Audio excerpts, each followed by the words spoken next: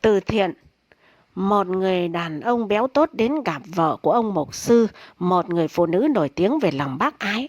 Ông ta thổn thức trình bày: "Thưa bà, tôi muốn bà nghĩ về hoàn cảnh vô cùng đáng thương của một gia đình nghèo khó và bất hạnh trong vùng này.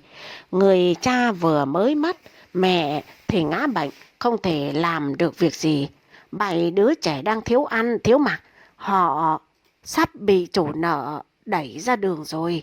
Nếu không có người giúp họ trả món nợ đến 500 triệu USD rồi." Nghe người đàn ông kể như vậy, vợ của ngài mục sư hoảng hốt kêu lên: "Ôi đáng thương quá, nhưng tôi có thể biết ông là ai hay không?" Vẻ cảm thông, bà vợ của ông mục sư lau giọt nước mắt đang lăn trên má của người đàn ông. Cố nuốt nước mắt, người đàn ông kia kìm giọng đáp: "Dạ thưa bà, tôi chính là chủ nợ của gia đình bất hạnh ấy đấy."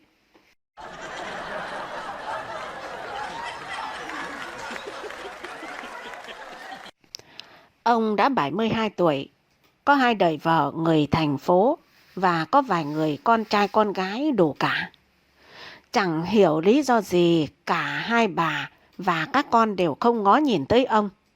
Ông kể đã lo toan cho các con riêng Tây đầy đủ mỗi con và các bà vợ đều có nhà riêng cả. Ông là cựu chiến binh có lương hưu mỗi tháng 5 triệu. Ông lấy bà vợ thứ ba, có với nhau một thằng con trai. Ở với nhau 5 năm rồi ly thân. Vợ bế con về ngoại, hàn gắn kiểu gì vợ cũng không quay về với ông. Ông buồn và trống trải lắm. Nhờ bao người giới thiệu, ông gặp một cô 34 tuổi, đi đạo Thiên Chúa. Về ở vùng ông được 4 ngày thì ông chê cô không biết nấu cơm, thế là chia tay. Ông đến nhà vợ bắt con trai về nuôi. Vợ chồng cãi vã, ông giành được con. Bà vợ làm đơn ly hôn, thế là từ trên xuống dưới biết hết chuyện của ông. Từ đây, hàng ngày tuổi già lụi hụi chăm chút thằng con 8 tuổi, lo ăn lo mặc, lo học hành chở đi đón về ngày 2 buổi. Mọi người khuyên ông đừng tìm vợ nữa, hãy tìm bạn già tâm sự giúp đỡ lúc này lúc kia. Ông nói không, tôi phải lấy vợ, cần người nấu cơm cho tôi. 29 Tết ông bảo, bà cùng xóm có hoàn cảnh cô đơn mà ông cũng thích bà ấy từ lâu. Bà về nấu cơm cho tôi đi. Bà nói không, bây giờ có ai hầu tôi thì hầu, chứ tôi chả hầu ai đâu. Đang tự do sung sướng, thích ăn gì thì ăn, thích chơi gì thì chơi, chả dại, lại chui đầu vào giọ. Biết bà quyết không lấy ông lên mạng gặp được một cô 50 tuổi, rồi ông mời đám cưới. Cả xóm ngỡ ngàng, hỏi ông, thế ông lấy vợ thì con ông thế nào? Ông nói ông sang tên cái nhà đang ở cho con trai, rồi mọi người thấy yên tâm vì biết ông biết thương con. Ngày ông cưới vợ Tư, cả xóm đi dự đông lắm. Cũng chúc mừng cho ông có người nương tựa tuổi già. Nhưng đặc biệt là nhà gái chỉ có bố cô dâu, vợ chồng đứa con gái. Nhà trai thì không có ai ngoài xóm giềng. Cô dâu mặc váy dài đen, chú rể thì sơ mi trắng quần tây cà vạt. Chú rể vui mừng hết biết. Hỏi ra thì được biết bố cô dâu hơn chú rể 4 tuổi, mẹ cô dâu bằng tuổi chú rể. Cô dâu thì bỏ chồng có một đứa con gái đã lập gia đình và có một con gái nhỏ. Cô dâu làm nghề uốn tóc, nhà cách 140 km. Cưới được 1 tuần, cô dâu lại bỏ về nhà, mang theo chiếc xe SH của chú rể và toàn bộ trang sức và tiền của chú rể. Chú rể buồn lắm, không dám nói với ai. Chỉ tâm sự với người em kết nghĩa, kể rằng cô dâu bàn với chú rể là bán nhà về nhà cô dâu ở, để tiền đó cho cô mở cửa hàng. Chú rể không chịu, thế là cô dâu dỗi bỏ về. Em kết nghĩa khuyên thôi thì vợ chồng mới cưới, giận nhau, anh nên xuống nước đón vợ về. Nghe lời em, ông đi 140 km xuống nhà vợ nài nỉ đón vợ về. Thấy hai vợ chồng chở nhau đi chợ, mọi người vừa vui cho ông, vừa nói chuyện bàn tán. Thế rồi vài tháng sau, ông lại chuyển trường cho con trai. Bố con chuyển xuống nhà vợ ở. Ông ca ngợi vợ hết lời. Nào là cô ấy tốt lắm, quý con ông như con đẻ. Con ông gọi cô ấy là mẹ. Nào là cô ấy vừa làm tóc, vừa tranh thủ cơm nước cho bố con ông rất chu đáo. Nào là hàng ngày ông chỉ ăn rồi uống rượu với bố vợ. Nghe thấy đời ông tuổi già sung sướng quá. Rồi ông về bán nhà giá rẻ được hơn 1 tỷ. Ông đưa cho vợ 1 tỷ. Số còn lại, ông mua được chiếc ô tô 4 chỗ và ăn uống tiêu pha. Rồi hàng xóm thấy bố con ông trên chiếc ô tô về xóm thuê nhà ở. Hỏi ra thì được biết, sau khi cầm 1 tỷ, con riêng của vợ đuổi bố con ông đi, không cho ở nữa. Ông thương vợ lắm, thi thoảng lại đong yến gạo ngon, đánh ô tô, mang xuống cho vợ, mong có được về với vợ hay không, nhưng đều vô nghĩa. Hai bố con ông về xóm cũ thuê nhà, mọi người không còn biết nói gì, chỉ ái ngại cho ông tuổi già lại bệnh xương khớp hoành hành, nên ông đi cả nhắc. Ô tô phải mang thuê chỗ gửi mỗi tháng 500.000. Lâu dài không chịu được nhiệt, ông phải bán ô tô. Nghe tin bán ô tô, cô vợ tìm lên ngọt nhạt nói ông đưa tiền cho cô thuê kiosk trên này làm tóc để vợ chồng được gần nhau, và lấy chiếc SH của ông về nhà cô để làm phương tiện đi lại. Thế là tất cả tình yêu thương của ông dành cho cô, và cô nói gì ông chiều hết. Thế là một ngày đẹp trời, ông không thấy cô đến nữa. Ông gọi điện thoại cô không nghe. Ông lại cố gắng đi chiếc VinFast. Còn sót lại xuống nhà cô thì được biết cô đã trở về Bắc. Ông ngậm ngùi với số lương hưu 5 triệu, vừa sinh sống hai bố con, vừa cho con học hành, vừa thuê nhà trọ. Với sức vóc của người già 75 tuổi bệnh tật, con còn nhỏ đang học cấp 2, liệu trụ được bao lâu? Ôi vợ, ôi ông cần lấy vợ.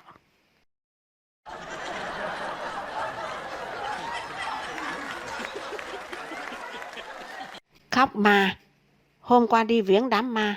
Trong cái đám ma có một mợ sồn sồn quấn vải xô kín người, đầu cũng đội màu đại tang, nhưng nhìn cái mặt thì phờn lắm.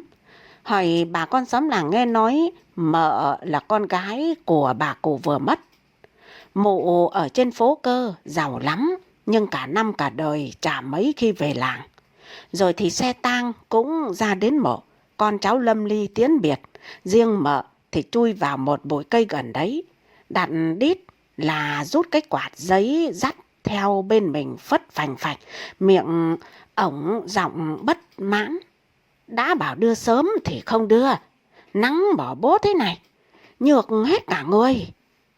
Khi mổ đã đáp xong, mà đứng dậy te tái phẩy thằng cu đang vác camera trực sẵn, giọng hách. Chuẩn bị xong chưa cháu? Thằng cu hóm đều.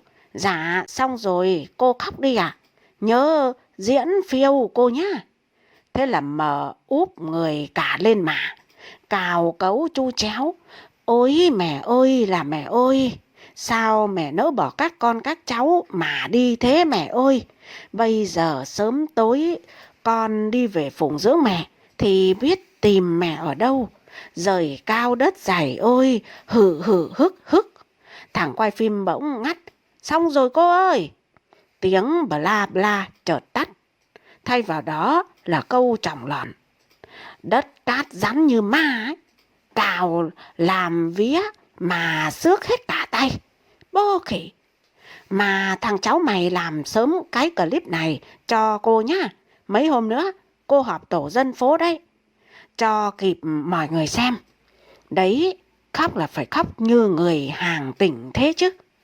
Mấy cụ nhà quê chả biết ích gì, cứ là chỉ biết khóc lấy được, chả cung quáng lớp lang kịch đảo kịch cái gì. Cứ chỉ biết khóc lấy cho được, chả cung quáng lớp lang kịch bản đạo diễn gì cả. Khóc như thế thì làm sao có clip để cho mọi người hiểu về cái hiếu của mình.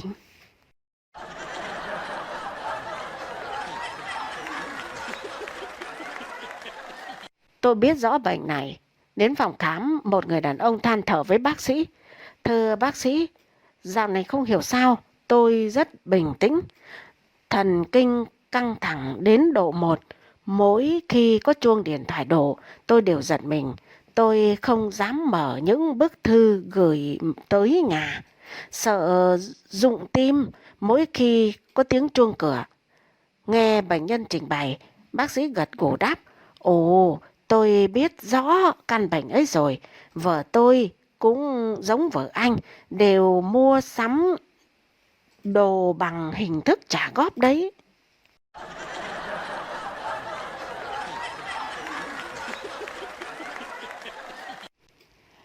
Đến phòng khám, một người đàn ông than thở với bác sĩ. Thưa bác sĩ, dạo này không hiểu sao tôi hay mất bình tĩnh. Thần kinh căng thẳng đến tột độ. Mỗi khi có chuông điện thoại đổ, tôi đều giật mình. Tôi không dám mở những bức thư gửi tới nhà. Sợ rụng tim mỗi khi có tiếng chuông cửa. Nghe bệnh nhân trình bày, bác sĩ gật gù đáp. Ồ, tôi biết rõ căn bệnh ấy rồi. Vợ tôi cũng giống vợ anh. Họ đều mua sắm đồ bằng hình thức trả góp mà.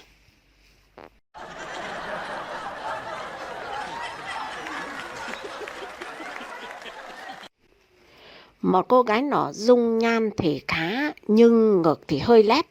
Biết điểm yếu của mình, cô năn nỉ bố cho tiền đi thẩm mỹ để nâng ngực. Gia cảnh không lấy gì làm khá giả, nhưng vì thương con nên ông bố bảo chi phí cho một ca phẫu thuật như thế thì hết bao nhiêu con. Thấy bố đồng ý, cô gái mừng rỡ bảo, dạ không bao nhiêu đâu ạ, khoảng 4.000 USD thôi bố ạ. Nghe giá như vậy ông bố hoảng hồn. Ôi trời ơi sao nhiều thế, bố không tiếc gì con, nhưng kinh tế nhà ta chưa đủ số tiền đấy để con làm thẩm mỹ đâu. Thấy con gái xỉu mặt buồn bã, ông bố thương tình mới bảo, thế bây giờ bố có mới 2.000 USD nè. Hay là mình có đến đâu thì làm đến đấy. Con nâng tạm một bên trước nhá.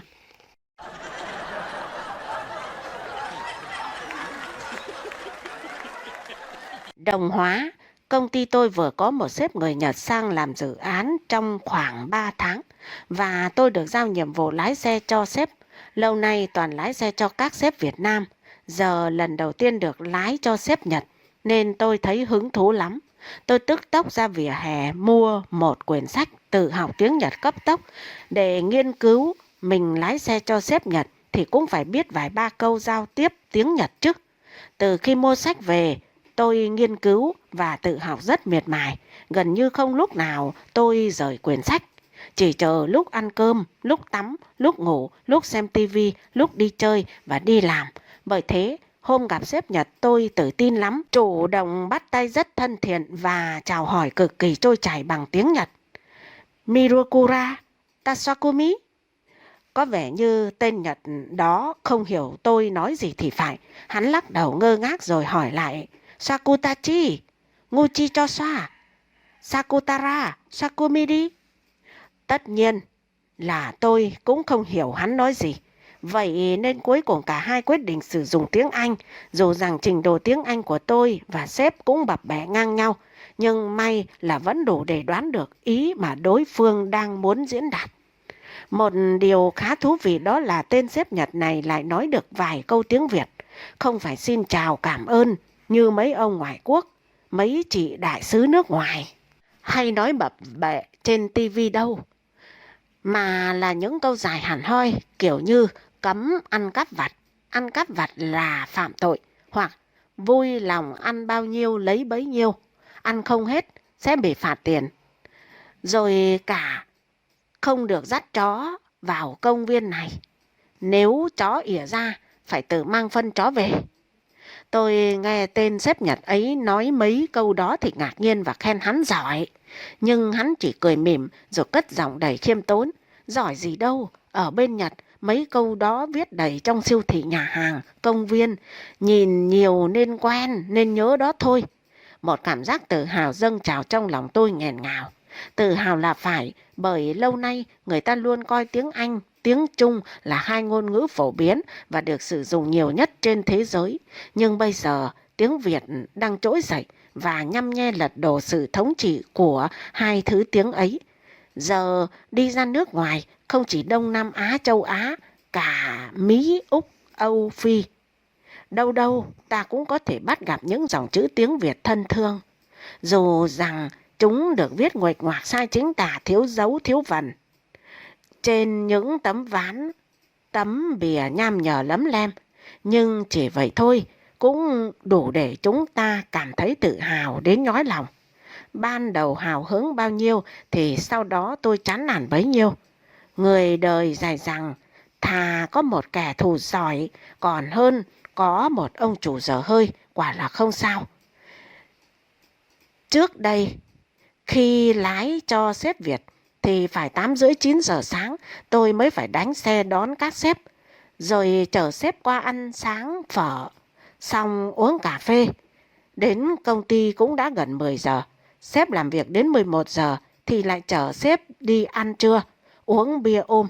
3 giờ chiều đưa sếp quay lại công ty rồi 4:30 đón sếp về, thế là xong. Những lúc sếp ăn uống nhậu nhẹt thì thường là sếp gọi tôi vào ngồi cùng. Nếu hôm nào sếp tiếp khách sang không gọi vào được thì tôi lại ra xe ngả ghế xuống ngủ rất thảnh thơi. Thế nhưng chỉ sau 2 tuần làm lái xe cho thằng sếp Nhật dở hơi, tôi trở nên phờ phạc, bá bời. Lúc 6:30 sáng tôi phải dậy chuẩn bị xe qua đón nó. Theo quy định của công ty thì 7:30 mới là giờ làm việc, nhưng chỉ khoảng 7:15 là nó đã có mặt và chui vào phòng làm việc luôn. Ngày trước, đi với các sếp Việt, tôi thường xuyên được các sếp cho ăn sáng ăn trưa, uống bia gái gú, hát hò, chứ từ ngày lái cho thằng sếp Nhật này tôi toàn phải nhịn đói. Vì sáng tôi đến đón nó thì nó đã ăn sáng xong rồi, trưa nó ăn qua quýt ngay tại phòng bằng đồ ăn nhanh, rồi lại cắm đầu vào làm việc. Tối nào nó cũng ngồi công ty đến 7-8 giờ. Vậy nên tôi cũng phải ngồi chờ nó với cái bụng đói meo và khuôn mặt bơ phờ. Chưa hết, nhiều lần đang đi, nó bắt tôi dừng xe lại, rồi nó mở cửa xe chạy vụt ra. Tôi tưởng nó đi đái, nhưng không phải. Hóa ra nó nhặt cái vỏ bao cám con cò về để may túi xách. Hoặc rác về để vứt vào thùng. Đúng là thằng dở hơi. Đặc biệt có lần tôi chở nó đi công chuyện, vừa đánh lái ra cổng thì tôi quệt ngay vào cái xe đạp cũ nát của ai đó dừng ở mé đường, làm chiếc xe đạp đổ cành. Cái yên xe gãy gập và văng ra. Tôi đang định phóng đi thì thằng sếp Nhật bắt tôi dừng lại, rồi nó mở cửa phi ra. Nó dừng cái xe đạp lên ngay ngắn và móc tờ 500.000 rồi kẹp vào tờ giấy để vào giỏ cái xe đạp. Trên tờ giấy nó nhờ tôi viết hộ rằng tôi vô tình làm gãy yên của bạn. Hãy cầm tiền này để sửa xe và hãy tha lỗi cho tôi. Hôm sau, cũng lúc đánh lái ra cổng, tôi lại quệt vào cái xe đạp cũ nát đó. Lần này thì cái yên không văng ra nữa mà là cái bàn đạp. Thằng Nhật lại nhảy xuống, dừng xe lên, lại bỏ 500.000 vào giỏ xe, rồi lại viết mảnh giấy: tôi vô tình làm gãy bàn đạp của bạn. Hãy cầm tiền này để sửa xe nhé, và hãy tha lỗi cho tôi. Hôm sau nữa, cũng đúng lúc đánh lái ra cổng, tôi lại quệt vào cái xe đạp đó. Lần này thì cái yên và cái bàn đạp không văng ra nữa, mà là cái chắn xích. Tuy nhiên, hôm đó không có thằng Nhật đi cùng, mà chỉ có mình tôi trên xe. Vậy nên tôi phóng thẳng, đang định nhấn ga lao đi, thì từ bên kia đường, một bà già lao ra chặn đầu xe tôi. Mụ vừa giang hai tay gào thét: này thằng chó, dừng lại đi, đền tiền sửa xe cho bà đi chứ. Tại sao hôm nay mày lại bỏ chạy hả? Tôi nghe vậy thì mở cửa thò đầu ra bảo, im đi bà ơi, cái xe của bà bán cho đồng nát, chắc được 20.000. Hôm nay có mình tôi thôi, thằng Nhật không đi cùng đâu, nghỉ sớm đi. Rồi một lần khác, đang vội nên tôi vượt đèn đỏ và bị công an tuyết còi. Theo bản năng, tôi nhấn ga vọt lên. Công an thấy tôi chạy thì cũng không theo đuổi nữa. Tưởng là đã xong xuôi, ai ngờ anh chàng Nhật ấy chửi tôi. Nó nói rằng tôi vượt đèn đỏ mà bỏ chạy là phạm luật. Rồi nó bắt tôi quay xe lại chỗ công an nộp phạt đàng hoàng, xong mới đi tiếp. Đúng là thằng dở hơi. Lái xe cho thằng Nhật hâm ấy một thời gian thì tôi cũng hiểu được cái tính cách của nó. Đi đường thấy cái vỏ bao cám con cò nào vứt bên đường, rác ai đó vứt linh tinh thì tôi tự giác dừng lại cho nó xuống nhặt. Chẳng may có quệt vào xe cộ hay đồ đạc của ai gây hư hỏng thì tôi cũng tự giác dừng lại để nó xuống trả tiền bồi thường. Có lỡ quen chân vượt đèn đỏ hay đi ngược chiều thì cũng tự giác vòng xe ra chỗ mấy anh công an để nộp phạt. Hôm mới đây thằng sếp Nhật bảo tôi ra sân bay đón một thằng sếp Nhật khác. Cái thằng sếp Nhật này mặt cứ lì lì. Từ lúc lên xe nó không nói với tôi câu nào cả. Tôi cũng chả quan tâm mà chỉ tập trung vào lái xe. Tập trung là thế. Ấy vậy mà qua ngã tư tôi lại quen chân vượt đèn đỏ và lại bị công an tuyết còi. Tôi đang giảm tốc độ và cho xe chậm chậm tắp vào lề bên phải theo hiệu lệnh của anh công an giao thông. Thì bất chợt thằng sếp Nhật đó hét lên và nó hét bằng tiếng Việt. Mày dừng lại làm cái đếch gì đấy hả? Chạy luôn đi. Đường đông thế này, công an không đuổi theo đâu. Ơ, em tưởng anh là người Nhật. Tôi hỏi hắn bằng giọng thẳng thốt. Tao là người Nhật, nhưng tao đã sống ở Việt Nam mấy chục năm nay rồi. Chạy nhanh lên.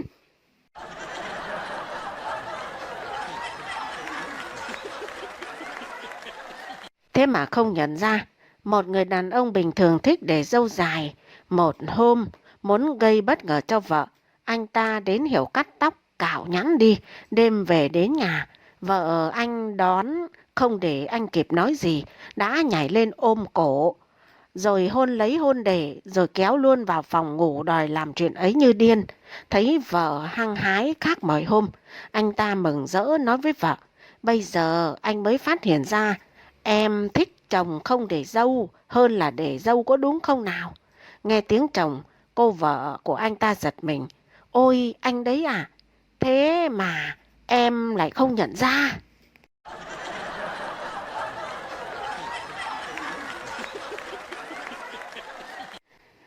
Bác thợ cạo. Trên sân khấu, một diễn viên cảm thấy bộ râu già sắp bong ra. Hoảng hốt, anh ta vội nói với bản diễn. Em yêu, anh xin lỗi nhá. Có người gọi anh. Vừa nói, anh ta chạy ngay vào hậu trường tìm nhân viên hóa trang. Nhưng rất tiếc nhân viên không có ở đó. Thành thử anh ta đành gỡ bỏ bộ râu. Cô bản diễn đang ngây ra không biết chuyện gì xảy ra. Thì thấy anh ta ra không có râu. Liền buột miệng hỏi, có chuyện gì xảy ra đấy anh? Anh chàng diễn viên lúng túng đáp bừa.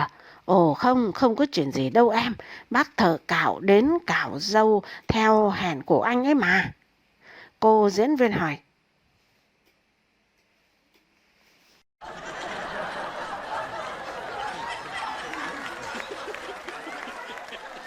Cốt ở cái tỉnh, lão ta là một con sâu rượu. Nhân một chuyến về kinh đô mua hàng gặp lại người bạn cũ vốn có tính keo kiệt. Lão ta tíu tít, lâu quá rồi mới gặp nhau nhỉ. Phải ngủ với bác một đêm mà trò chuyện và uống với bác một chén rượu suông thôi. Chỉ một chén thôi, cũng bỏ những ngày nhớ nhung nhau. Người bạn cũ chối khéo. Ồ, nhà tôi cách đây xa lắm đấy, không dám bắt bác phải mỏi chân đâu. Lão nghiện vẫn tỏ ra nhiệt tình. Xa thì xa, bất quá vài 30 dặm là cùng chứ gì. Người bạn cũ lại nêu ra cảnh của mình.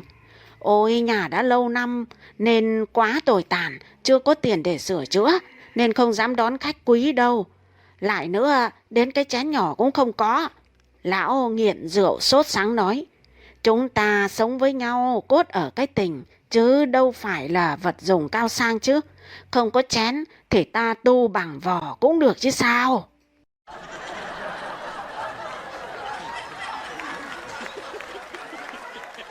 Ngỗng hóa gà vịt.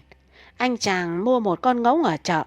Trên đường về mót Đại Tiện, ghé vào nhà tiêu cạnh đường, để con ngỗng bên ngoài cửa, một kẻ xấu bụng đã xách con vịt đi phía sau, liền đặt con vịt xuống rồi bế lấy con ngỗng rẽ ngay vào trong ngõ xóm. Anh chàng đẩy cửa nhà tiêu ra ngơ ngác. Ôi, quái nhỉ, mới nhoáng mắt một cái mà ngỗng đã bị đói gầy sọp đi đến thế này hay sao?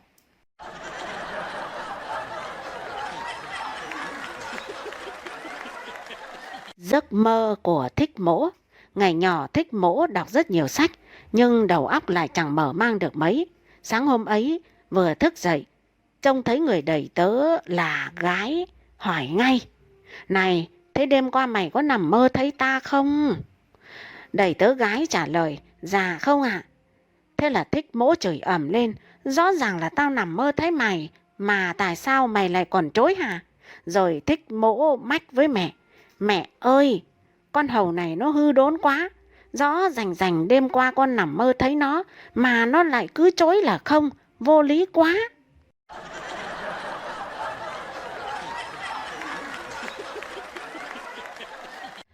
Lại nói chuyện chàng rể đần, lấy phải chồng đần thật cực cái thân.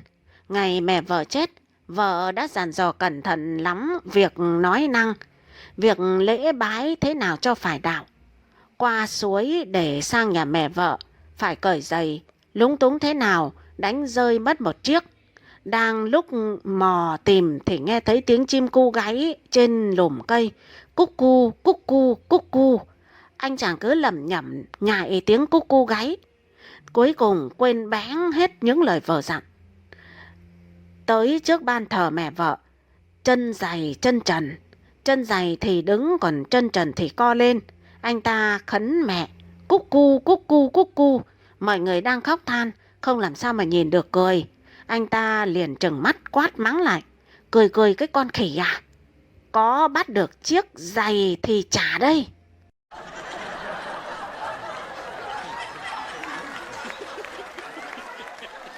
Ăn cơm gạo đỏ. Một ông nhà nho đến chia buồn với người bạn có mẹ vừa chết. Trông thấy bạn đang ăn cơm nấu bằng gạo đỏ, liền ghé sát tai bạn nói: Sao lại ăn cơm gạo đỏ trong ngày này chứ? Người bạn lại hỏi lại: Vì sao lại không được ăn cơm gạo đỏ? Nhà nho đáp: Màu đỏ xưa nay là màu biểu thị sự vui mừng chứ sao nữa. Nghe hết câu, người bạn hỏi vặn lại: Vậy thì những ai đang ăn cơm gạo trắng đều là người đang có tang cả đấy chắc? Ông nhà nho lặng im như tụt mất lưỡi.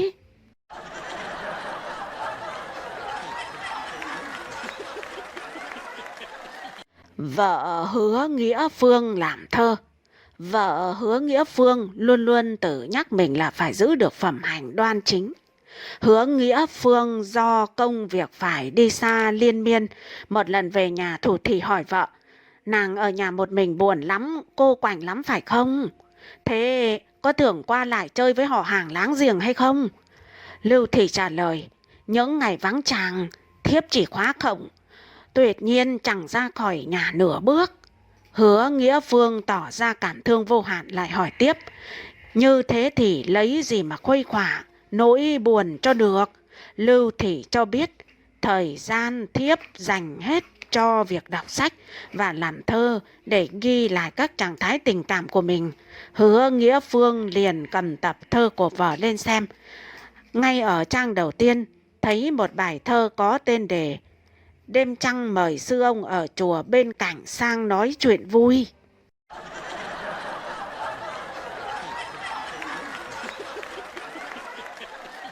Dặn dò đầy tớ. Một người lên kinh đô có việc, dặn dò anh đầy tớ đi theo. Này, ra khỏi nhà thì đất rộng người đông, gặp ai mà nói đến cái gì của nhà mình thì cứ nói quá đi một ít là vừa nhá. Anh đầy tớ cung kính thưa: Dạ thưa ông, con đã hiểu ạ. Trông thấy con trâu đang ăn cỏ bên đường. Một người nói: Con trâu kia to quá. Anh đẩy tớ lên tiếng: Có gì lạ đâu, con chó nhà tôi mới to hơn. Một người trông thấy ngôi nhà có lầu cao bên đường mới khen rằng: Ôi, ngôi nhà cao quá nhỉ. Sao anh đẩy tớ đốp lời ngay: Đã thấm gì so với chuồng ngựa của ông chủ tôi chứ. Người kia chỉ chiếc thuyền đang đậu trên sông. Gớm, chiếc thuyền sao mà lớn vậy? Anh đẩy tớ lanh lảo nói: Đã lớn gì đâu kia chứ. Chiếc hài của bà chủ tôi lớn hơn nhiều.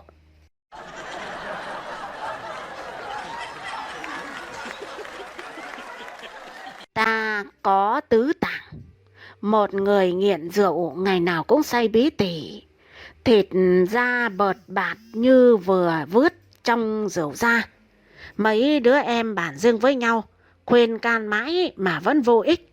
Cần phải dọa bằng những tai họa hiện hữu do rượu thì may ra mới ngăn cản được. Bữa ấy anh ta say và nôn ọe khắp nhà.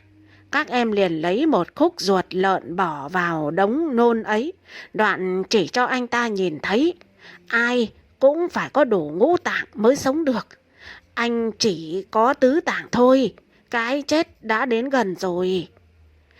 Nhưng anh ta thản nhiên cười và đáp: Đường tăng tam tạng mà vẫn sống đấy. Ta có tứ tạng thì lo cái nỗi gì.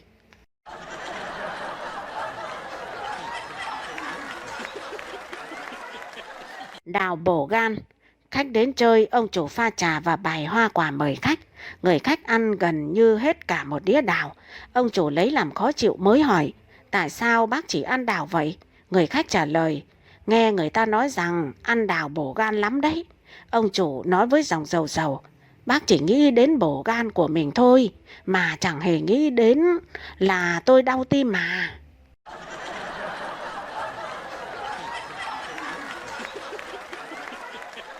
Sau tôi là ai? Năm ấy ở Tề mùa xuân đã gần hết mà còn rét như cắt da cắt thịt. Vào tiết lập xuân, một lão nông khề nệ mang một giỏ rau xanh mướt tới biếu ngài tử. Thưa ngài, đây là rau mới hái đầu mùa, nhà chưa dám ăn đấy, xin biếu ngài dùng trước ạ. Ngài tử vui vẻ đón nhận, xin đa tạ tấm thỉnh tình của lão. Thế sau tôi được nhận quà quý của lão thì sẽ tới lượt ai đây? Ông lão nông đáp: Biếu ngài rồi, còn lại sẽ cho lừa ăn tất ạ.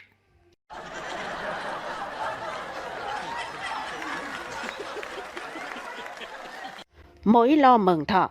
Hôm nay con cháu ông cụ 100 tuổi làm lễ mừng đại thọ cho ông. Cỗ bàn bày la liệt, khách mừng gần xa đến chật cả nhà.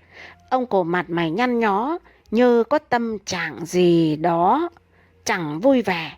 Người ta vây lại hỏi nguồn cơn: Thưa, sống được như cụ hỏi có mấy người à? Chứ phúc tròn trịa đến vậy mà sao cụ còn ưu tư điều gì nữa hả? Ông già thong thả đáp: Chẳng có chuyện gì là không vui, duy chỉ có một mối lo là đến lần mừng thọ 200 tuổi thì lấy gì tiếp đón cho phải.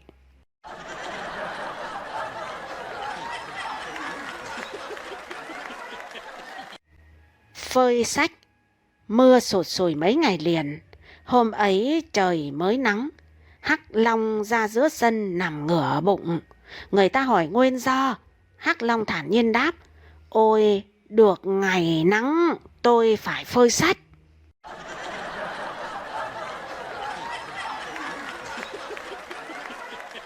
Người thợ may ở Kinh Thành. Thời Gia Tĩnh, có một người thợ may họ Mã nổi tiếng cả Kinh Thành vì tài nghề cắt may các kiểu quần áo. Kiểu nào mà ông cắt may thì khách hàng không thể chê được. Một hôm quan ngự sử cho gọi người thợ may ấy vào tư dinh để thưởng cho ngài một bộ như ý. Người thợ may quỳ xuống hỏi han được nhà vua cho vào ngự sử đài từ khi nào. Quan ngự sử lấy làm lạ: Anh làm thợ may thì hà cớ phải biết điều ấy chứ. Người thợ may bẩm, dạ những vị vừa nhận chức cao thì bao giờ cũng cảm thấy hiên ngang, đi đứng luôn ưỡn ngực về phía trước, được chừng nửa đường quan chức rồi thì tâm trí đã ổn định phần nào. Vì thế vạt áo sau và vạt áo trước phải cắt bằng nhau, khi đã lâu năm thì thường là muốn thăng chức, nên luôn phải cúi gập xuống. Đương nhiên lúc này phải cắt vạt sau dài hơn vạt trước nhiều. Như thế, nếu tiểu nhân đây không rõ con đường quan chức của ngài thì không thể lấy kích cỡ để cắt may cho vừa được ạ.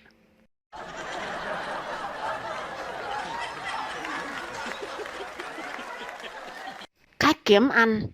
Khách tới chơi rồi cứ ở lì mãi đến mức chủ nhà chán mặt vô cùng. Một buổi sáng chủ nhật, dẫn khách dạo chơi ngoài cổng, chợt thấy một con chim to, dễ bằng con gà đang đậu trên cành cây. Chủ nhà nói tỉnh như không: chà chà, lấy cái rìu hà cây này mà bắt con chim kia làm bữa nhắm thì khoái lắm đây. Khách ngạc nhiên hỏi: ô, cây đổ thì chim bay mất ấy chứ? Chủ nhà trả lời giọng hơi sẵn: thế bác không biết cái thứ chim ngu ngốc ấy à? Cây có đổ rạp xuống đây, nó cũng không chịu bay đi đâu.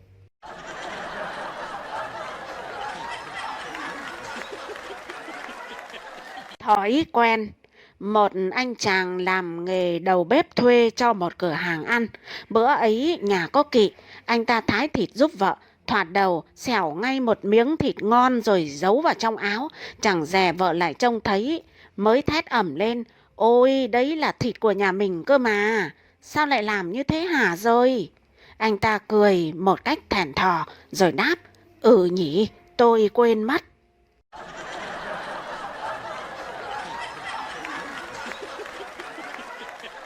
Tửu lượng.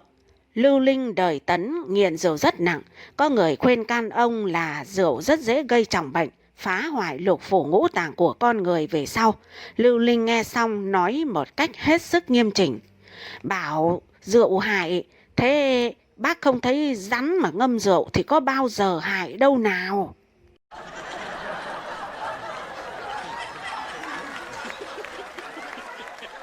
Cách tính tuổi của Ngu Nhiệm.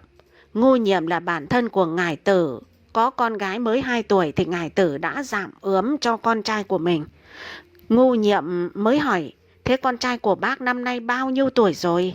Ngài Tử cho biết: dạ cháu đã 4 tuổi. Ngu Nhiệm tròn xoe mắt: vậy bác muốn con gái tôi lấy một ông già sao? Ngài Tử tưởng Ngu Nhiệm đùa vui mới hỏi lại: bác nghĩ thế nào mà lại bảo vậy chứ? Ngu Nhiệm thủng thỉnh trả lời: con gái tôi 2 tuổi, con trai bác 4 tuổi, gấp đôi tuổi của nhau. Tới khi chúng nó trưởng thành, con gái tôi 20 thì con trai bác đã 40 rồi. Lại nếu thêm 5 năm nữa mới cưới thì con gái tôi mới 25 mà con trai bác đã 50 rồi. Như thế rõ ràng là con gái tôi lấy ông già rồi còn gì.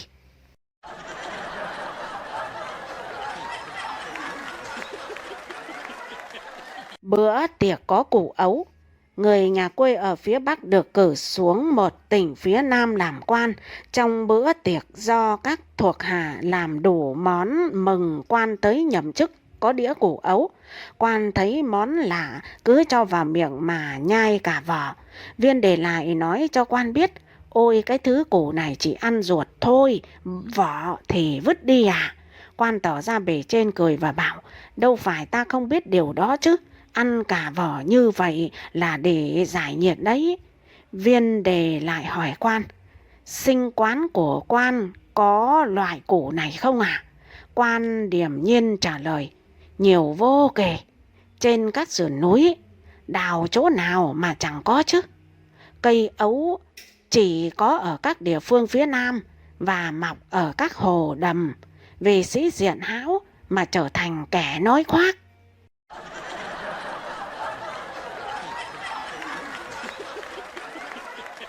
Sợi chăn. Một nhà nghèo không có chăn để đắp, phải đắp bằng cỏ. Thằng con thật thà thường hay kể ra cảnh nhà mình cho hàng xóm nghe. Ông bố cứ luôn miệng phải nhắc hàng ngày rằng: này, nếu có ai hỏi thì mất gì mà không nói là đắp chăn hả? Sau một đêm ngủ, bố ngồi tiếp khách. Không biết trên râu còn vướng sợi cỏ. Con thấy vậy mới nhắc bố. Bố ơi, sợi chăn còn vướng trên râu đấy bố ạ, bố phủi đi.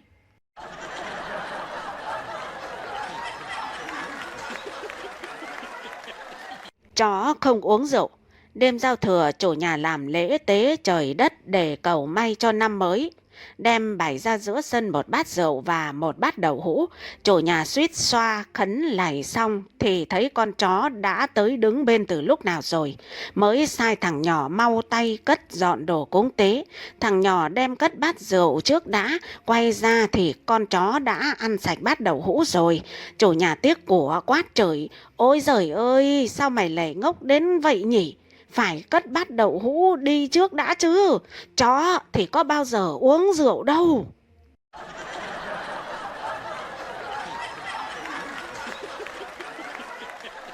Không thấy gà đâu.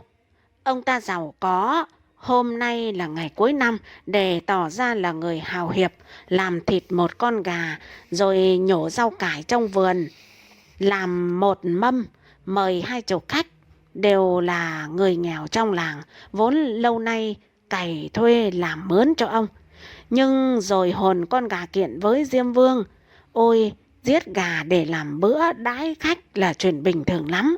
Thế nhưng hoàn toàn không có chuyện một con gà mà tôi đãi những 20 người ăn. Tôi xin cam đoan là không có chuyện đó ạ. Diêm Vương vặn hỏi: làm sao ngươi biết được chuyện đó? Lấy gì làm bằng chứng hả?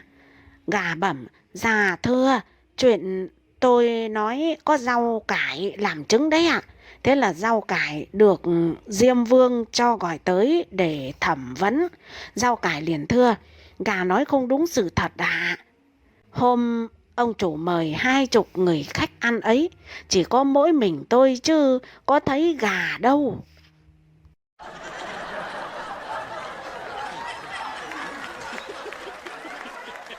Lo xa, người anh thi xong trở về nhà chờ ngày công bố kết quả. Nghe tin đã có kết quả, người anh liền sai người em lên kinh đô xem hộ. Đã thấy trong bảng có tên anh mình đỗ rồi, sướng quá. Người em cứ đứng vậy mà nhìn đau đáu như đã dán mắt vào tên anh. Tối mịt vẫn không thấy về.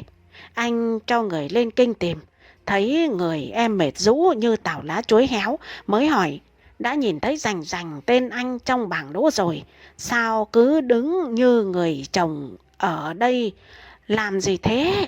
Người em thành thật đáp: ở đời này có bao nhiêu người trùng hò trùng tên. Tôi bỏ về sớm, nhớ kẻ nào đó gian dảo lại nhận bừa tên anh tôi làm tên nó thì ai cãi cho.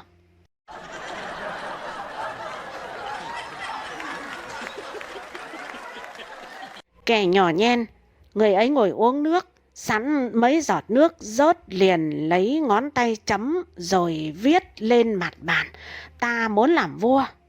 Một thằng cha có tư thù đã lâu với người ấy nhìn thấy, lập tức vác trộm cái bàn lên phủ đường để tố cáo âm mưu phản nghịch.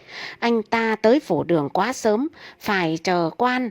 Trong lúc chờ đợi thì ngoài trời nắng rất gay gắt, khiến cho mấy chữ viết bằng nước biến hết.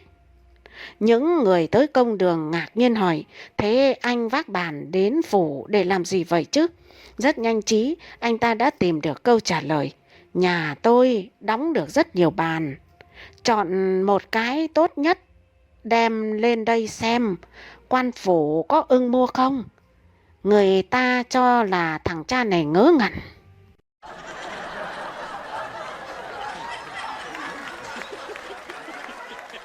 Không có tiền, bà nọ vào đền xin quẻ rồi nhờ thầy xem cho xấu hay tốt. Chỉ thấy bà nói vậy thôi chứ chẳng thấy gì nữa. Không thể kiên nhẫn được, thầy đành phải nói toẹt ra: thế không đặt tiền hương à? Không có tiền thì thầy có đoán gì gì nữa, cũng chẳng linh nghiệm đâu.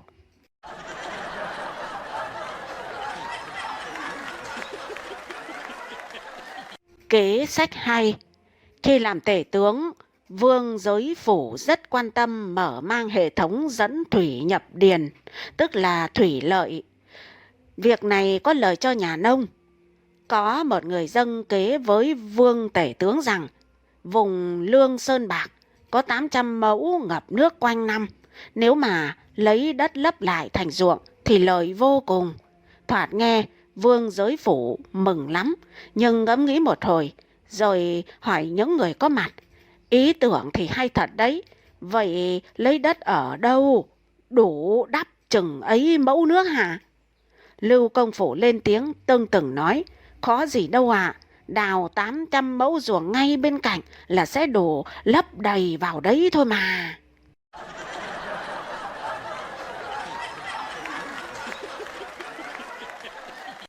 Hậu một ván cờ. Hai người ngồi chơi cờ tướng với nhau, bên cạnh có một anh ngồi chầu rìa để xem. Lúc sau anh chầu rìa mót đi tiểu ra ngoài. Lúc trở lại bàn cờ đã tênh hênh đó, nhưng hai người chơi thì đi đâu mất cả. Anh chầu rìa bỏ về, ra tới cổng thì bắt gặp hai người đang tranh nhau, vật nhau để giằng lại con xe.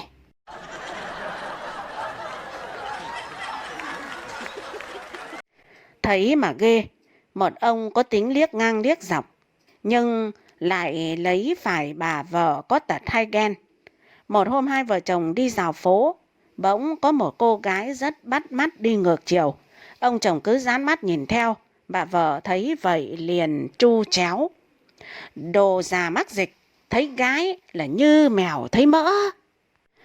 Ông chồng vội phân bua, này, bà đừng ghen bóng ghen gió nhá. Con bé đó lông mày lá liễu, mũi dọc dừa, mắt bổ câu, ngực căng, eo nhỏ chân dài.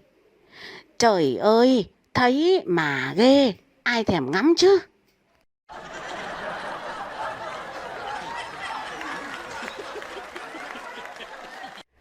Sao lại nhờ rời?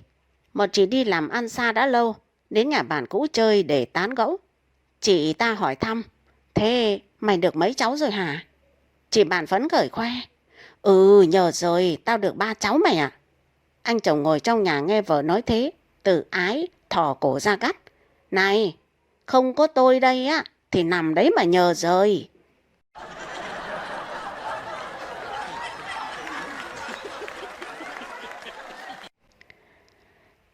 Điều bất ngờ, chàng được nàng mời về nhà ăn cơm để ra mắt bố mẹ. Sau lời mời, nàng còn nháy mắt nói rằng, sau khi ra mắt, chúng mình ra ngoài, em sẽ trao cho anh thứ quý giá nhất của cuộc đời em nhé.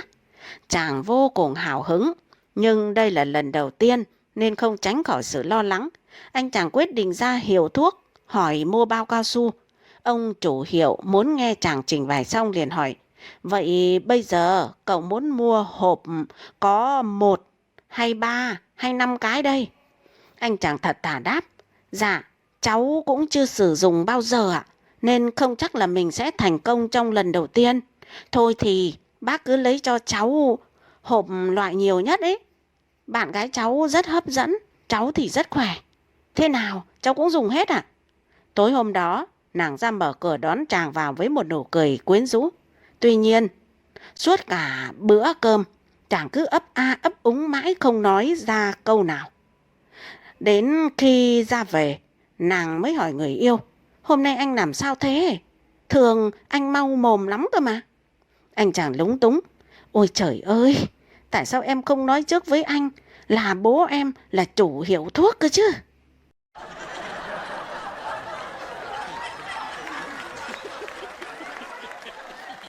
Thức hay ngủ đều chết. Ngồi trong quán rượu, dâu y than thở với Peter. Mày có biết tao khổ sở đến mức nào đâu. Vợ tao thật là quá đáng. Cô ấy đã làm gì mày thế? Thì mỗi lần đi nhậu về, tao đã cẩn thận lái xe cho thật êm. Và nhà không dám bật đèn, đi rón rén lên cầu thang. Vào phòng tắm thay quần áo sạch sẽ, rồi lẳng lặng chuồn lên giường. Ấy vậy mà cô ấy thính lắm, tỉnh ngủ ngay, quát ầm ĩ, trách móc tao về muộn. Mày thấy tao có khổ không cơ chứ? Ôi dào tưởng thế nào? Vợ tao lại trái ngược với vợ mày đấy. Mỗi lần tao về nhà, cố tình bật đèn pha, rồi bóp còi inh ỏi, đập cửa âm âm, la lối cỡ nào, vợ tớ cũng không chịu dậy. Đấy, mày khổ, đã thấm gì bằng tao nào? Nghe bà nói vậy, Dâu y rất ngạc nhiên. Ôi, như thế thì tốt quá. Mày phải nghe vợ càu nhàu rồi còn gì. Peter ôm đầu ngao ngán. Vấn đề nằm ở chỗ vợ tao khóa cửa trong, dâu y à.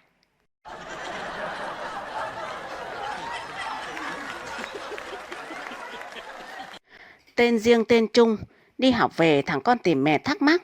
Mẹ ơi, tại sao loài người có tên riêng để gọi, nhưng súc vật đều gọi chung theo loài như trâu, bò, chó, lợn, gà vân vân thế hả mẹ? Bà mẹ tủm tỉm cười giải đáp. Đấy là loài người lúc còn sống, họ có tên riêng để phân biệt giữa người này với người kia, chứ lúc chết rồi họ đều có tên chung là ma hết. Còn loài vật thì khác, lúc sống không có tên riêng nhưng chết lại có rất nhiều tên riêng cơ. Nghe mẹ nói thì thằng con gật gù vẻ thích thú lắm. Trận nó tò mò hỏi, ôi, thế loài vật được gọi bằng những tên riêng nào hả mẹ? Bà mẹ hứng khởi bảo, bọn chúng có những tên rất hấp dẫn như lợn luộc, lợn quay, bò sốt vang, bò hầm, bò bít tết, gà luộc, gà nướng, vân vân. Chưa kể đến món chó 7 món. Chứ mẹ kể cả ngày cũng không hết đâu con à.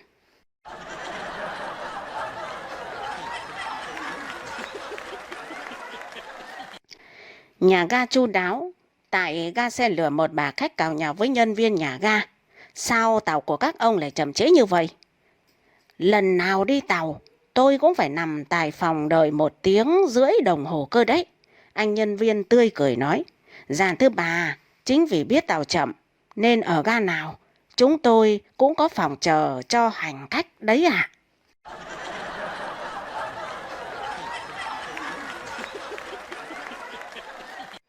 Một buổi dự giờ, nghe tin có đoàn ở trên chuẩn bị về trường dự giờ, bà hiệu trưởng lo sốt vó.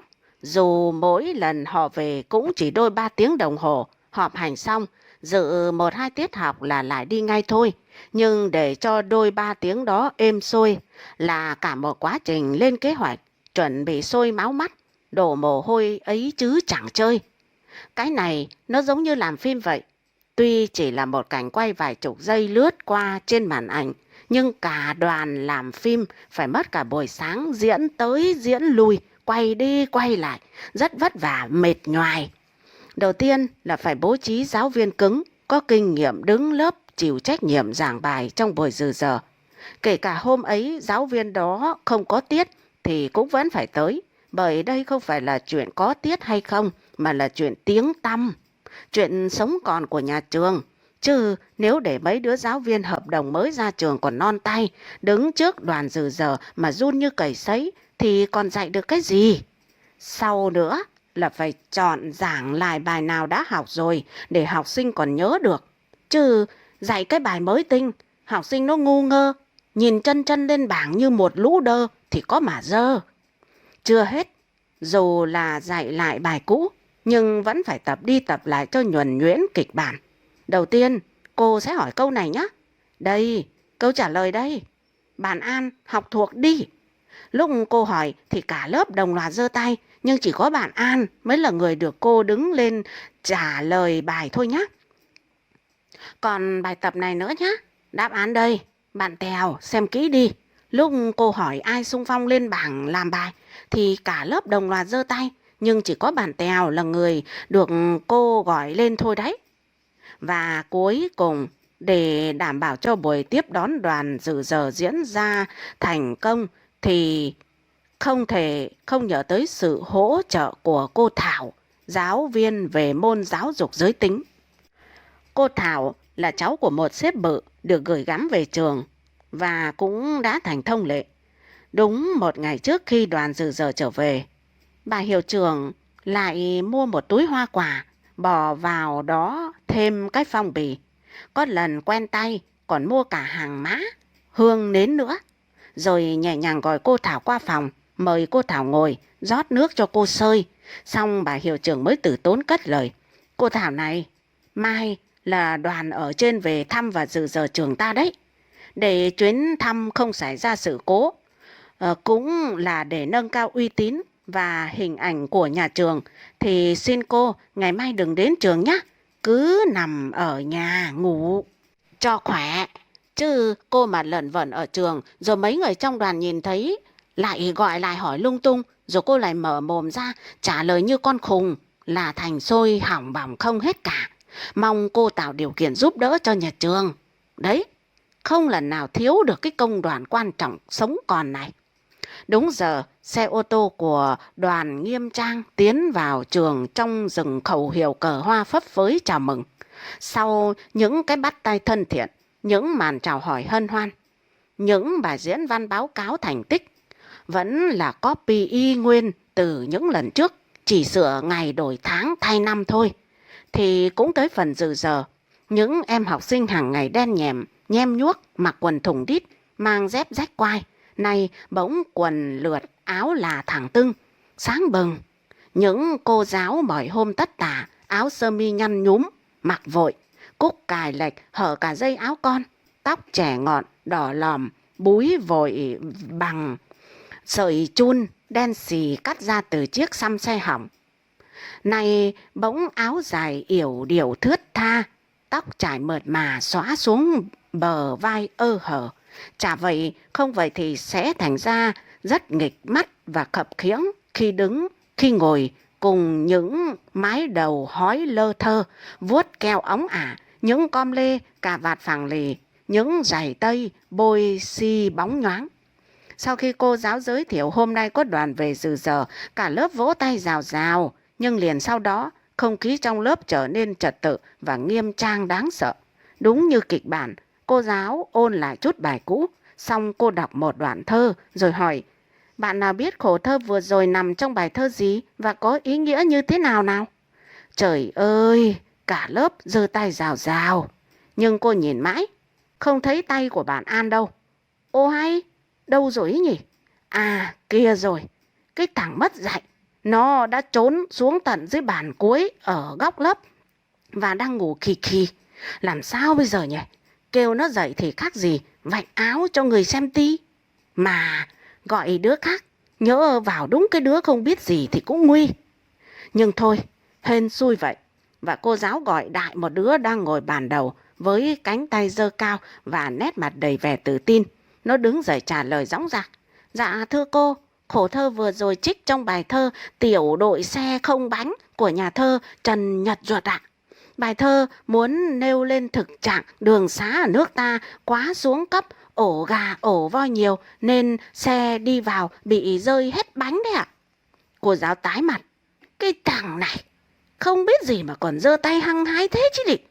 Làm cô bị một phen ê hề. Cô đang định chống chế thì không kịp nữa rồi. Ông trưởng đoàn dự giờ ngồi phía dưới đã từ từ đứng dậy với vẻ mặt đầy nghiêm trọng. Ông lắc đầu thất vọng: chết, học hành thế này thì chết. Phát biểu tào lao hết cả. Đây là xe của bộ đội, chạy đường rừng, làm gì có ổ voi ổ gà mà rơi hết bánh. Bánh ở đây không phải là bánh xe mà là bánh kẹo. Tiểu đội xe không bánh là ý muốn nói đến đời sống thiếu thốn của người lính, phải nhìn đói, không có bánh mà ăn. Học môn văn ấy là các em phải hiểu đúng ý, đúng từ của tác giả. Nói vậy mới cảm nhận được trọn vẹn cái hay, cái đẹp của tác phẩm. Nói xong, ông trưởng đoàn trịnh trọng ngồi xuống, cả lớp lại vỗ tay rầm rầm. Phục ông kiến thức uyên thâm. Còn cô giáo thì thở phào, rồi bảo cả lớp mở vở, chuyển qua bài học mới. Cô cầm sách đi dọc trước lớp, nhìn các em học sinh với ánh mắt trìu mến thân thương, rồi cô cất giọng du dương: anh ở đầu sông, em cuối sông, uống chung dòng nước vàm cỏ đông, thương nhau đã 93 mùa lúa, chưa lần gặp lại nhớ mênh mông. Em nào cho cô biết tình yêu mãnh liệt và dai dẳng của đôi trai gái được thể hiện như thế nào trong khổ thơ nào? Cô vừa hỏi dứt lời thì cả lớp lại giơ tay rào rào. Cô lại đưa mắt nhìn cánh tay của Tèo. Nhưng hình như thằng Tèo nó đang sợ. Nó cứ cúi gằm mặt, tránh ánh mắt của cô. Hai cánh tay rụt rè giấu dưới ngăn bàn run rẩy. Cái thằng này, lúc tập thì rõ là hăng, mà giờ vào làm thật thì lại co rúm thế kia. Thôi, lại phải hên xui vậy, gọi đại một đứa khác vậy.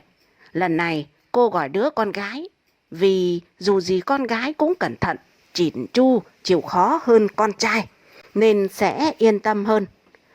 Được cô gọi, con bé liền đứng dậy hứng khởi, giọng hồ hởi. Dạ thưa cô, tình yêu mãnh liệt của đôi trai gái thể hiện rất rõ rệt ở câu thương nhau đã chín 3 mùa lúa ạ. Lúa thì một năm có 2 mùa, 93 mùa chia cho 2 ta thì được 46 năm rưỡi ạ. Yêu nhau tới 46 năm rưỡi, chưa một lần gặp lại mà vẫn nhớ mênh mông thì quả thực là một tình yêu mãnh liệt và dai dẳng vô cùng ạ. Cô giáo lại tái mặt, đang định chống chế thì không kịp nữa rồi. Ông trưởng đoàn dự giờ ngồi ở phía dưới lại từ từ đứng dậy với vẻ mặt đầy nghiêm trọng. Ông lắc đầu thất vọng. Chết thật, học hành thế này thì chết. Phát biểu tào lao hết cả. Tác giả nói 93 mùa lúa là nói quá lên thôi. Ý muốn thể hiện cái thời gian chờ đợi rất lâu. Chứ làm gì có đôi nào yêu nhau 46 năm rưỡi không gặp mà vẫn nhớ mênh mông. Thử tính xem nhá. Lúc bắt đầu yêu nhau, hai người chắc cũng phải 18 đôi mươi. Cộng thêm 46 năm rưỡi xa nhau. Tức là khi ấy hai người đã gần 70 rồi. 70 nhiều cụ đã phải ngồi xe lăn, nhấc mông lên không nổi. Chứ nói gì là nhớ mênh mông. Văn học nó không phải trần tục, càng không thể áp dụng các công thức toán học mà nhân chia cộng trừ. Văn học nó có cách nói thẩm xưng và cường điệu hóa. Các em có hiểu không? Nói xong, ông trưởng đoàn lại trình trọng ngồi xuống. Cả lớp lại vỗ tay rầm rầm, phục ông kiến thức uyên thâm. Và rồi cuối cùng buổi dự giờ cũng kết thúc thành công. Lúc tiễn đoàn dự giờ ra xe đi về, bà hiệu trưởng có nhét vào tay ông trưởng đoàn cái phong bì. Ông trưởng đoàn mở ra xem, đếm rồi cười hì hì. Gấp đôi năm ngoái cơ à? Tới lượt bà hiệu trưởng cười rồi kính cẩn đáp. Dạ, thì phải ngày càng phát triển đi lên chứ anh. Mà anh thấy chất lượng dạy và học của trường em năm nay thế nào ạ? Ông trưởng đoàn cười khà khà. Tốt lắm, gấp đôi năm ngoái. Tuy nhiên vẫn phải cố gắng để những năm sau sẽ tốt gấp 3, gấp 10 năm nay nhá. Dứt lời, ông trưởng đoàn bước lên xe. Chiếc xe rú ga lao vọt đi, bỏ lại đằng sau lớp bụi khói quyện vào nhau dày đặc. Cái băng rôn có dính dòng chữ thi đua giải tốt học tốt cũng mờ đi bởi lớp bụi khói mịt mùng.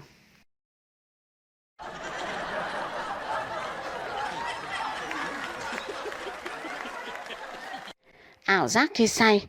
Ở quán bar đã say lắm rồi mà Peter vẫn muốn uống nữa. Này dâu y, cho tôi một chai bia nào. Dâu y quan sát Peter rồi khẽ lắc đầu. Thật xin lỗi, nhưng cậu đã quá say rồi. Tôi không thể bán thêm cho cậu được. Peter bực mình bước ra ngoài, sau đó quay trở lại theo hướng cửa sau, lè nhẹ bảo. Này, cho tôi một chai bia ướp lạnh nhá. Dâu y kiên nhẫn lặp lại lời từ chối. Thôi nào Peter, cậu đã quá say rồi đấy.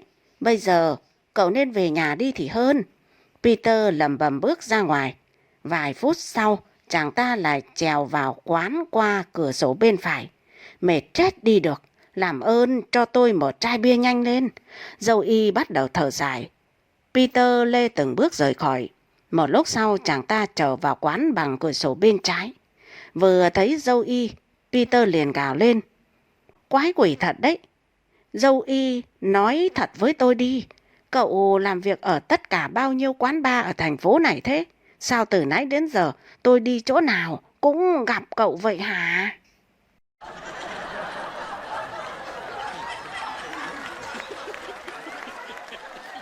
Không phải ai cũng hiểu. Có anh chàng rất yêu vợ, thường mua hoa tặng vợ. Một hôm trên đường đi làm về, thấy một shop bán hoa mới mở gần nhà, liền ghé vào mua một bó hồng tuyệt đẹp. Trao bó hoa cho anh ta. Cô chủ tiệm cười xã giao. Anh mua bó hoa này tặng vợ hay tặng bạn gái thế?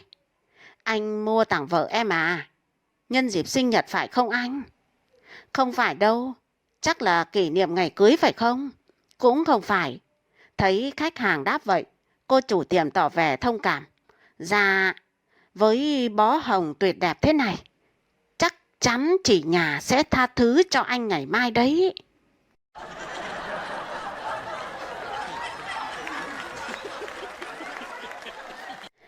Chứng minh sai lầm.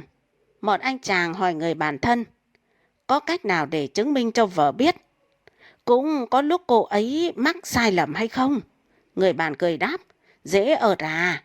Mừng quá, anh ta vội giục bạn. Cách nào? Cậu mách tớ với. Thấy bạn sốt ruột, anh bạn tỏ vẻ quan trọng. Cậu yêu cầu cô ấy đánh lô hoặc đề, cô ấy sẽ hiểu ngay thôi.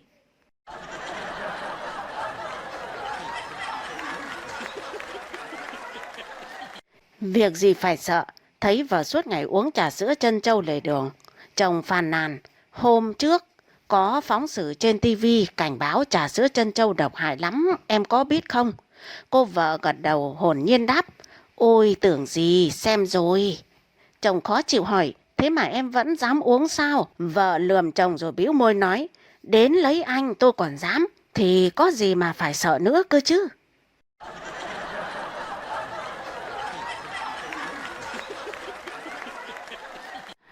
Chuyện ngắn vui. Lúc ở nhà vợ cũng là cô giáo. Hắn ôm một bó hoa to và đẹp rực rỡ, núp sẵn sau cánh cửa. Đợi lúc vợ bước vào, hắn lao ra, đặt bó hoa vào tay vợ, khiến vợ lặng người đi vì sung sướng bất ngờ. Tặng em, nhân ngày Nhà giáo Việt Nam 20 tháng 11 nè. Giọng hắn ngọt ngào đầy biết ơn. Vợ hắn ngạc nhiên. Ôi, nhưng em có phải là giáo viên đâu. Em không phải là giáo viên, nhưng em lại là cô giáo vĩ đại của cuộc đời anh. Nhớ hồi đầu mới lấy nhau ấy, anh còn ngu ngơ, quen kiểu sống tự do, được bố mẹ nuông chiều. Em đã phải chửi mắng, đánh đập anh rất nhiều để anh có được ngày hôm nay. Để anh giác ngộ ra chân lý. Có vợ rồi, ra đường không được quyền ngắm gái. Hết giờ làm là phải về ngay, không được phép lang thang. Vợ kêu cái áo của vợ nhăn thì phải tự biết cầm đi mà là cho phẳng. Vợ kêu đói bụng thì phải tự biết xách nồi đi vo gạo thổi cơm. Nghe tin Apple chuẩn bị ra phiên bản mới của iPhone thì cũng phải tự biết điều mà âm thầm đặt hàng cho vợ. Đúng ngày là phải nộp lương, không để vợ phải giục nhiều. Kể cả công ty chậm lương cũng phải tự đi vay bạn bè mà giao đúng ngày cho vợ. Vợ kêu mọi người là phải lập tức chạy vào xoa bóp, hỏi han. Đang nằm giường mà đột nhiên vợ cởi áo ra, tức là vợ đang hứng, đang có nhu cầu. Những lúc như thế, dù có đang rửa tay, rửa bát, quét nhà hay cò rửa bồn cầu thì cũng phải vứt đó mà chạy vào đáp ứng ngay. Đó là những kiến thức quý báu, không một trường lớp nào có thể dạy được đâu vợ à. Vợ hắn nghe vậy thì mỉm cười gật gù, vẻ như cho là đúng. Rồi vợ tụt luôn cái váy ra, quẳng xuống dưới nền nhà. Hắn ngỡ ngàng. Hả? Mới tối qua xong mà, giờ lại hứng nữa sao? Vợ trợn mắt quát. Cởi trên giường mới là hứng, còn cởi ở ngoài này tức là váy bẩn rồi. Mau mang đi giặt đi. Dạy bao nhiêu lần rồi mà vẫn quên. Rốt lắm, vẫn còn phải đào tạo thêm.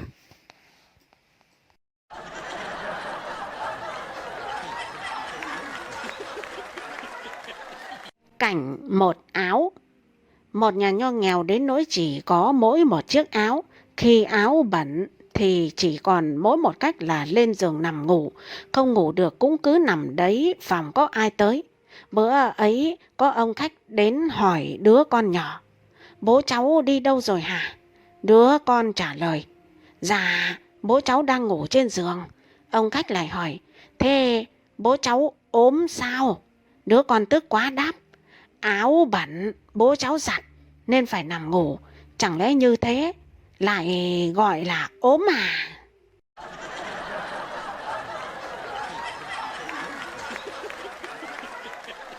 Giả dụ mai này, một nhà giàu trong vùng mỗi khi có đám, có khách phải bày tiệc nấu nướng để đãi khách, là y như rằng bọn ham ăn ham uống lại lục tục tìm đến. Chủ nhà ngạc nhiên hỏi, làm sao các người lại biết rõ thế chứ? Cả bọn lễ phép thưa, dạ thì cứ nhìn khói bếp bay lên là biết chứ ạ.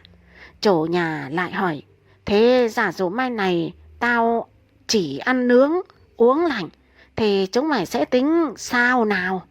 Cả bọn ôn tồn chữa lời, trời ơi, nếu như ông bà đã đến cái cảnh như thế, thì chúng cháu đây còn tới làm gì nữa ạ?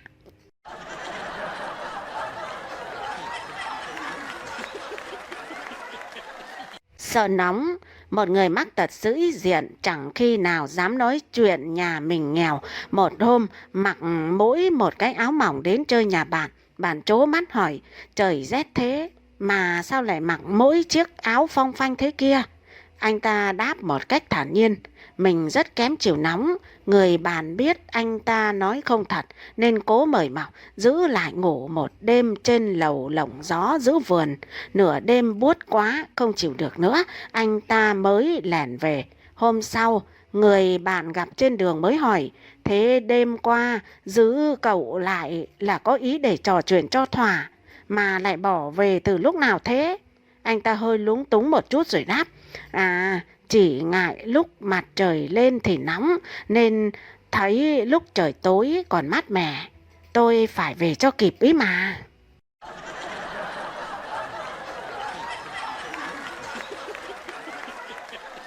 Một cách chịu ơn vua. Chuyện lan truyền rộng khắp là từ Nhiệm Ông mang nặng ơn vua Đường Vũ Tông.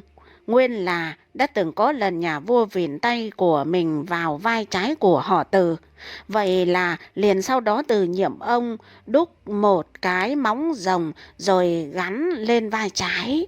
Mỗi khi gặp ai phải vái chào thì từ Nhiệm Ông chỉ vái bằng tay phải thôi. Quả là một chuyện hiếm có và nực cười.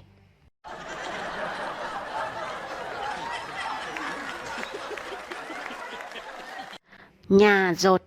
Nhà đã cũ kỹ quá rồi nên cứ mưa là dột. Dột không trừ một chỗ nào cả. Khổ sở nhất là những trận mưa vào ban đêm. Vợ con ca thán nhiếc móc ông. Ông nhờ người trong làng tới lợp lại mái nhà, tốn kém, khó nhọc lắm mới xong, thì trời lại như trêu ghẹo, nắng dài suốt tháng. Ông nhìn trời ca cẩm, lão trời già này chơi xỏ mình đây mà. Lợp lại được mái nhà thì lão lại không mưa cho. Thế là cướp không của người ta tiền bạc và sự khó nhọc.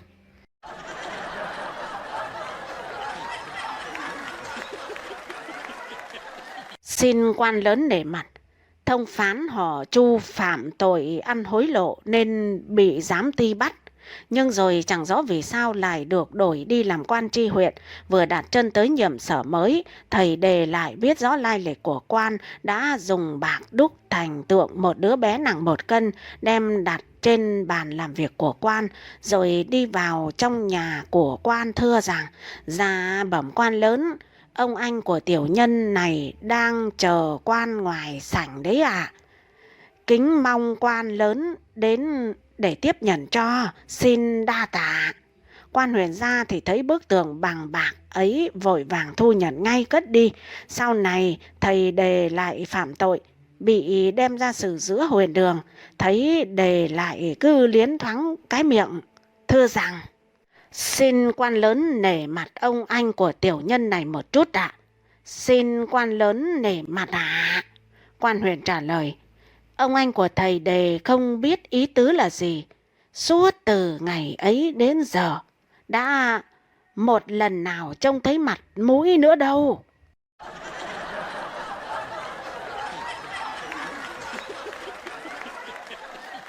Khoe vợ đẹp. Người ấy cứ nghĩ rằng vợ mình đẹp chẳng thua ai, nhưng lại vì sợ ngượng nên chẳng dám nói tuột ra điều đó. Anh ta chỉ luôn mồm nói với mọi người trong làng, cô em vợ tôi đẹp như người trong tranh vậy. Những lúc đứng cùng với con vợ quê cạch của tôi thì rất khó biết ai là chị, ai là em.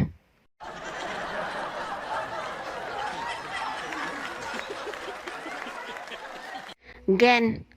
Có một bà vợ rất hay ghen. Một hôm chồng có việc đi cùng anh vợ.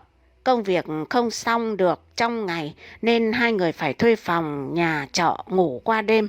Bà ta tức tốc cầm dao đi tìm, đến nơi nhìn vào thấy một chiếc quần màu hồng vắt ngang trên bình phong. Thế là bà vọt qua cửa sổ, trèo phắt lên giường, giật tung tấm chăn ra. Hóa ra là anh của mình. Bà ta quá xấu hổ, lẳng lặng lủi ra.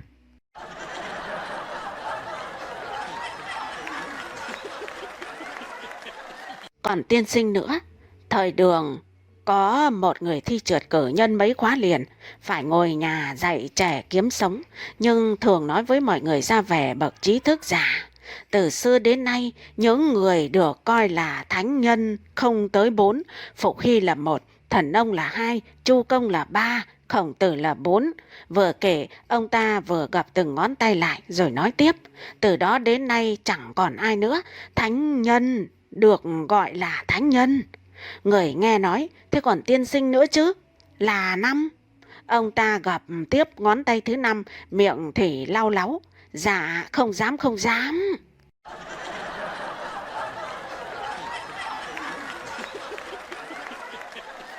Dâu bạc. Anh ta mới 40 tuổi mà dâu đã bạc phơ hết cả. Hôm nay có người hàng xóm qua đời, anh ta tới phúng, mọi người khách thấy đều sửng sốt. Ôi mới ngần ấy tuổi, sức vóc còn khỏe thế. Thế mà sao dâu lại bạc hết cả rồi? Anh ta tưng hửng đáp lời. Đi đám tang thì dâu như vậy là phải chứ ạ?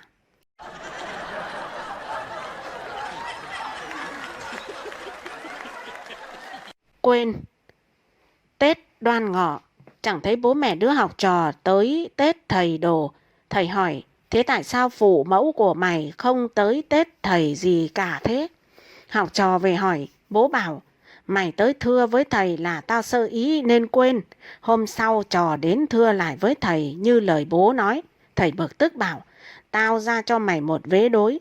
Mày không đối được thì từ mai đừng cắp sách đến đây nữa nhá. Thầy đọc. Hán hữu tam kiệt, Trương Lương Hàn Tín Uất Trì Cung. Dĩ nhiên là học trò chịu. Đem vế đối về nói với bố. Bố bảo với con, mày hãy thưa với thầy là vế đối sai rồi.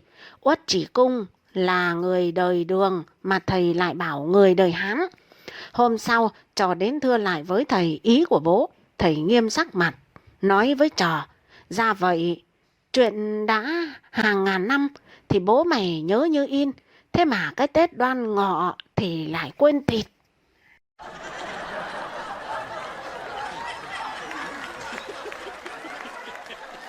Để cầu may, quan lớn vốn tính tham lam lắm, vừa tới nơi chị nhận, vào lễ thành hoàng, thấy tay ngai rát toàn bạc liền bảo bọn bộ hạ, cần gì phải rát bạc thế, lột hết mang về cho ta. Bọn bộ hạ bẩm, dạ đó là bạc giả thôi à. Quan lớn khoát tay, ta cũng thử biết là bạc giả rồi, nhưng ngày đầu tiên lên công đường thì lột lấy mà để cầu may chứ.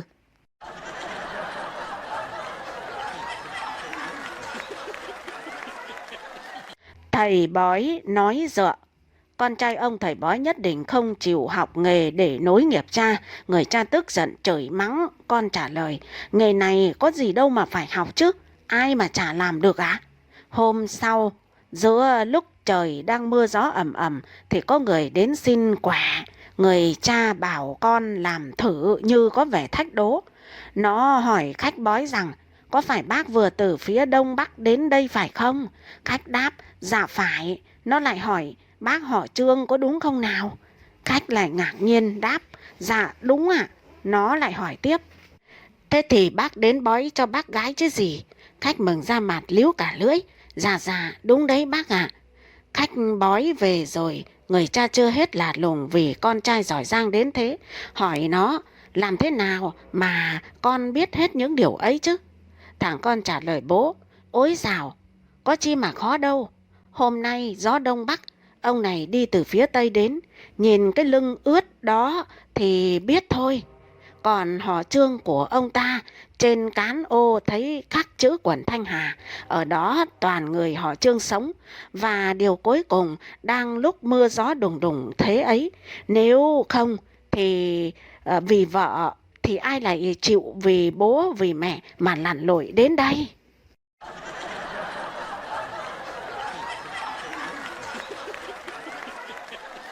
Người viết sách xem tướng ngựa. Bá nhạc thời Xuân Thu có tài xem tướng ngựa, viết cả một quyển sách hướng dẫn cách tìm ngựa quý, có hình vẽ minh họa. Một lần ông sai người con trai cầm sách ấy đi tìm mua cho được một con ngựa. Người con trai hết lần này đến lần khác đi hoài, tốn biết bao nhiêu công sức mà cũng không mua được. Trở về thở dài chán nản, Bá nhạc không chịu, bắt con trai đi lần nữa. Tháng sau về, người con trai vui mừng đưa lại với cha rằng con đã tìm ra được một con giống y như cha vẽ trong sách rồi, chỉ không thể cưỡi được thôi. Bá nhạc can vặn, tại sao là ngựa mà lại không thể cưỡi được, thật là vô lý. Người con trai trả lời, mọi bộ phận đều rất ưng ý, đầu to, mắt sáng và lưng thẳng, duy chỉ có bộ móng là không tốt lắm nên không cưỡi được. Bá nhạc hiểu ra ngay, à đúng rồi, giống đó chỉ được cái giỏi nhảy thôi.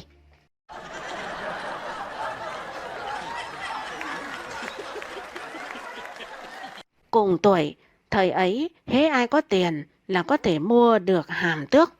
Một ông nhà giàu sau khi mua được bèn tới huyền đường để ra mắt quan tri huyện. Quan tri huyện mời ông ta ngồi ghế trên để tỏ ra tôn kính, nhưng ông ta nhất mực từ chối. Quan tri huyện mới thật lòng phân giải, thật ra tuổi của bản trước đây cũng chỉ bằng tuổi của con trai ngài thôi mà. Ông nhà giàu trố mắt, ồ, vậy ra quan lớn cũng là tuổi chó sao?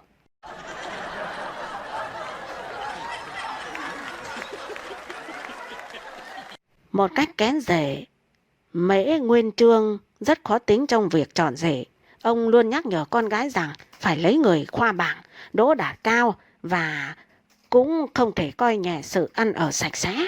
Bỗng một hôm Mễ Nguyên Chương đọc bản sao danh sách những tiến sĩ tân khoa, thấy một người có tên là Đoàn Phất, tự là khứ trần, liền vỗ đùi reo vui, tỏ ra thích thú lắm. Tiến sĩ, thế là đúng ý ta rồi, lại là cái tên nữa, cũng hợp sở nguyện của ta lắm. Phất là quét này, khứ trần là làm sạch bụi này, phải là người rất sạch sẽ đây mà. Thế rồi tự mình đi làm quen và gả con gái cho Đoàn Phất.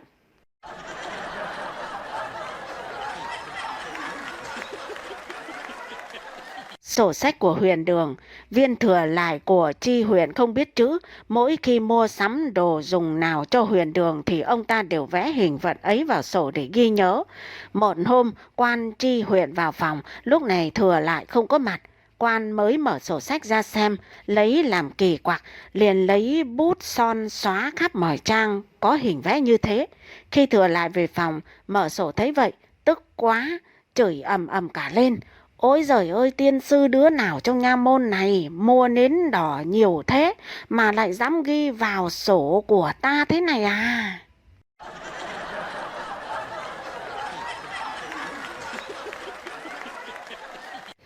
Thư mượn bỏ. Ông hàng xóm viết thư rồi sai con đem sang nhà Phú ông. Phú ông đang lúc bận chuyện với khách, nhận thư từ thằng bé rồi mở ra đọc, mặc dù không biết chữ, rồi ngẩng lên nói với thằng bé, được rồi, nói với bố là chốc nữa tao sẽ sang nhá.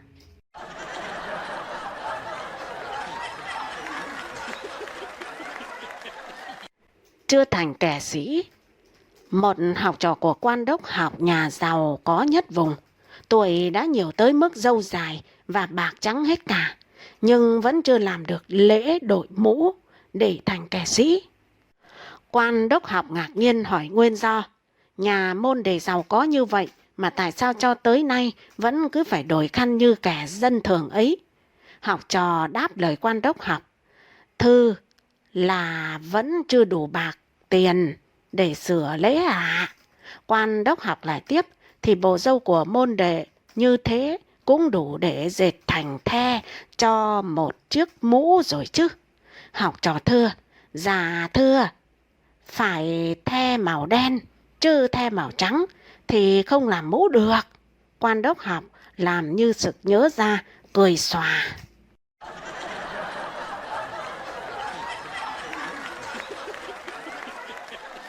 Chuyện người không dâu đời vua Anh Tông nhà Minh, thì lang bộ hộ là Vương Hữu, gương mặt rất thanh tú, chỉ phải một điều là cằm nhẵn nhùi, không một cái râu, nổi tiếng là người nịnh bợ.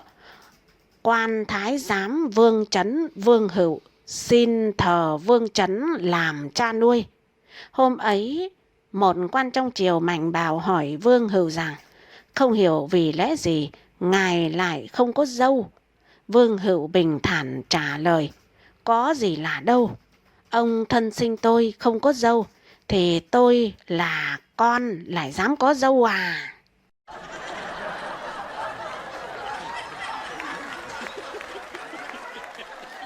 Quan huyện xử án, hắn ta hùn vốn với bản đi buôn, nhưng vốn là kẻ tham tiền hám của, nên trên đường đi qua một trốn núi rừng heo hút hẻo lánh, hắn đã thình lình đánh chết bạn, rồi cướp hết tiền nong. Quay trở lại làng, hắn nói với vợ bạn, lộ trình xa toàn là những nơi rừng thiêng nước độc, anh ấy không may mắc bệnh mà qua đời rồi, thật là bất hạnh. Vợ bạn là người thật thà, tin ngay lời hắn, rồi chẳng bao lâu hắn lân la tỉ tê lời đường mật và cưới luôn vợ của bạn. Nhưng người bạn bị hắn đánh đã được một người dân địa phương cứu chữa hết lòng, nên không chết, sau đó trở về được quê hương. Anh làm đơn kiện lên quan huyện tố giác hắn cướp của giết người rồi cưỡng hôn vợ mình. Nhưng tri huyện đã được hắn lo lót cho ăn hối lộ, nên quy cho anh là can tội vu cáo, bảo giết, sao lại trở về sờ sờ đấy. Người ta lấy vợ có cưới, có lễ hẳn hoi, lại bảo là người ta cưỡng hôn.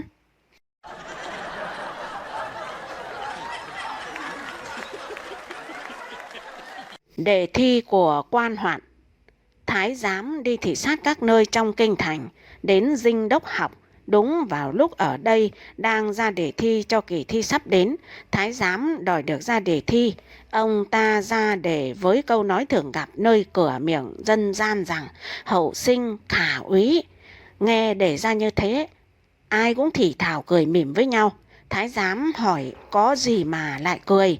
Quan đốc học thưa rằng học trò thầy đều kêu rằng đề ra khó quá, xin ngài bớt cho một chữ để học trò dễ làm. Thái giám tỏ ra dễ tính, vậy thì bớt cho chữ hậu, chỉ còn là chữ sinh khả úy.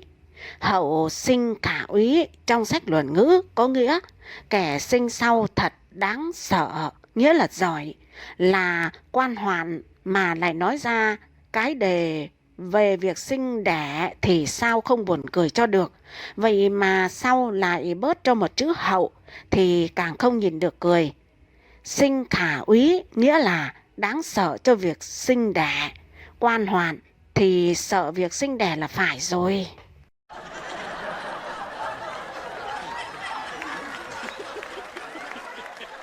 Là tôi, một anh chàng đã đần độn lại còn sợ vợ. Cô vợ tính rất lẳng lơ, dâm đáng. Một hôm đi chơi nhà họ hàng trở về, bắt được vợ đang ôm ấp thằng đàn ông hàng xóm trong buồng. Thằng đàn ông ấy vội lao qua cửa sổ trốn thoát vào đêm tối. Anh ta cũng nhanh tay giật được chiếc giày vải, rồi để cho chắc chắn đem chiếc giày ra gối đầu, miệng lào bảo: thằng đi được, sớm mai tao sẽ đem chiếc giày này lên thưa với quan, thì mày sẽ phải thiến thôi. Chờ lúc chồng đã ngủ say như chết, cô vợ liền lấy chiếc giày vải của anh ta thay thế vào đó. Sáng hôm sau thức dậy, cầm chiếc giày lên xăm soi, thì hóa ra là chiếc giày của mình. Bèn tới bên vợ nói lời ăn năn thành thật: tôi có lỗi với mình đừng để bụng làm gì. Người nhảy qua cửa sổ đêm qua là tôi, chứ nào phải đâu ai.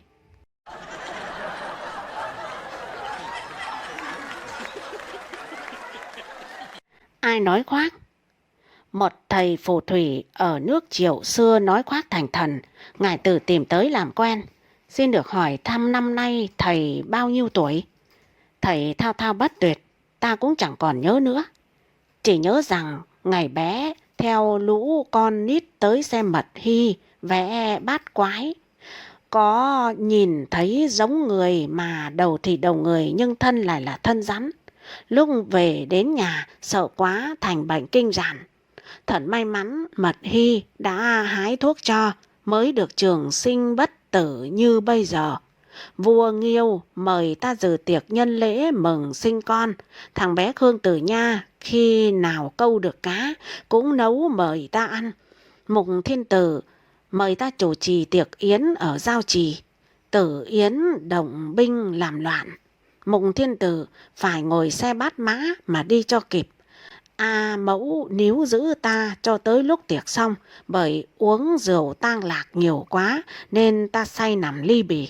Nhưng cũng may hai A Hoàn, Lục Hoa và Song Thành đã dìu đỡ đưa ta về đến tận nhà. Vậy mà mãi tận lúc này vẫn chưa tỉnh rượu đâu nhá. Chẳng thể biết được đã sống qua mấy ngàn năm rồi. Nghe thầy nói xong, ngài Tử chỉ gật vâng rồi cáo từ. Sau này ít lâu, Triệu Vương bị ngã ngựa, gãy xương sườn. Thái y ra đơn cần tìm huyết của ai thọ đã ngàn năm mà uống trong xoa ngoài thì mới lành được. Lệnh ban tìm đã lâu nhưng tìm mãi mà nào có được cái thứ thiên niên huyết ấy đâu. Ngài Tử nghe tin mới tâu với Việt Vương. Nơi nọ có thầy phù thủy đã thọ cả mấy ngàn năm rồi. Giết đi để lấy huyết của ông ta mà dùng thì ắt hẳn sẽ lành khỏi thôi.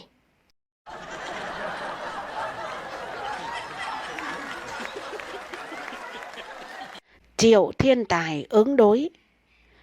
Vua nhà Hậu Trần là Diêu Trường mở yến tiệc với đủ mặt quần thần. Khi vừa ngà say, Diêu Trường bất ngờ hỏi Triệu Thiên rằng lâu nay Chư Khanh đã cùng trẫm hướng về phương Bắc của thời nhà Trần, bây giờ phải làm hạ thần của trẫm, vậy thì có cảm thấy là ô nhục hay không?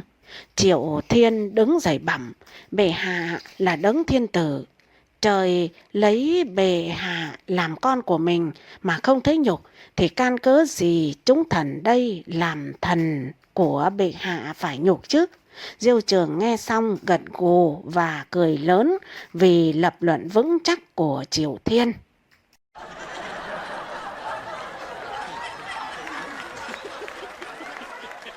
Thích chơi sang, bà Vương giàu có nhất vùng nảy ý thích chơi sang.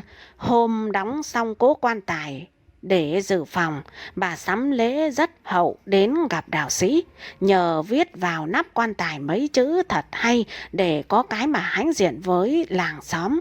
Đạo sĩ phải nghĩ rất lâu nhưng vẫn chẳng thể tìm ra những chữ đã hay lại đúng tính cách của chủ nhân chiếc quan tài.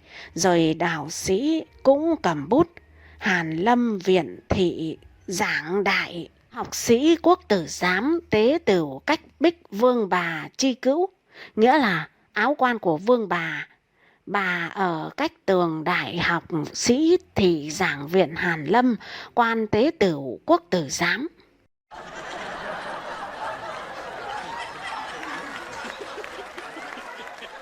Nó ăn ở bên trong. Lâu ngày khách từ phương xa tới chơi, trò chuyện đã lâu, chủ chẳng hé một lời mời cơm nước gì cả, để khách một mình ở nhà ngoài rồi lẳng lặng lèn vào nhà trong để ăn cơm. Khách đói cồn cào mới nói thật to: ôi nhà cao lớn giường này mà thật tiếc là cột kèo bị mọt ăn hỏng hết rồi. Chủ nghe thấy thế vội vàng ra hỏi: ô thế nó ăn ở đâu hả bác?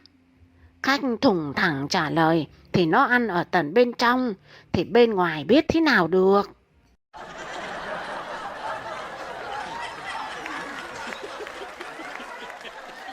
Thằng ở Bì Đòn, Giáp vừa mua giày mới liền sang nhà Ất chơi ngầm ý để khoe.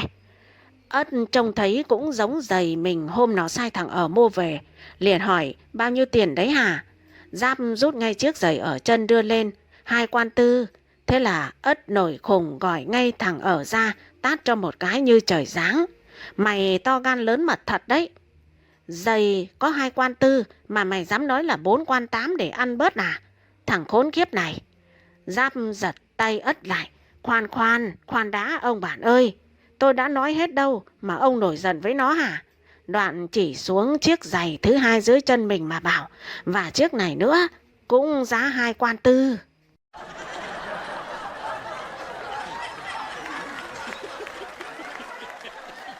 Nước ngon. Ông thông gia bên nhà trai tới thăm ông thông gia bên nhà gái. Chổi nhân mời dùng trà vừa hái được ở rừng ra để đãi khách. Ông này vừa uống từng ngụm nhỏ vừa gật gù khen. Trà ngon, ngon quá. Chủ nhân tỏ ra đắc ý được người biết thưởng thức trà, mới hỏi thăm dò. Thế bác khen ngon là ý nói trà ngon hay là nước ngon thế? Ông thông gia trả lời ngay. Nước nóng ngon quá.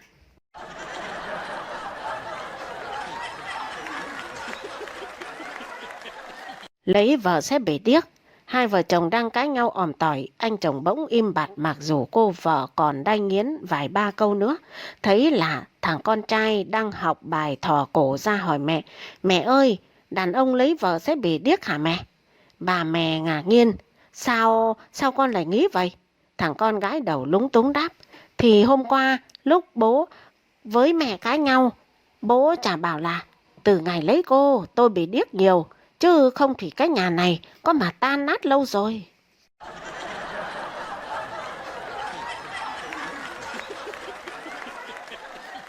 Say nắng, mải lo làm giàu nên ngoài 30 tuổi gã mới lấy vợ.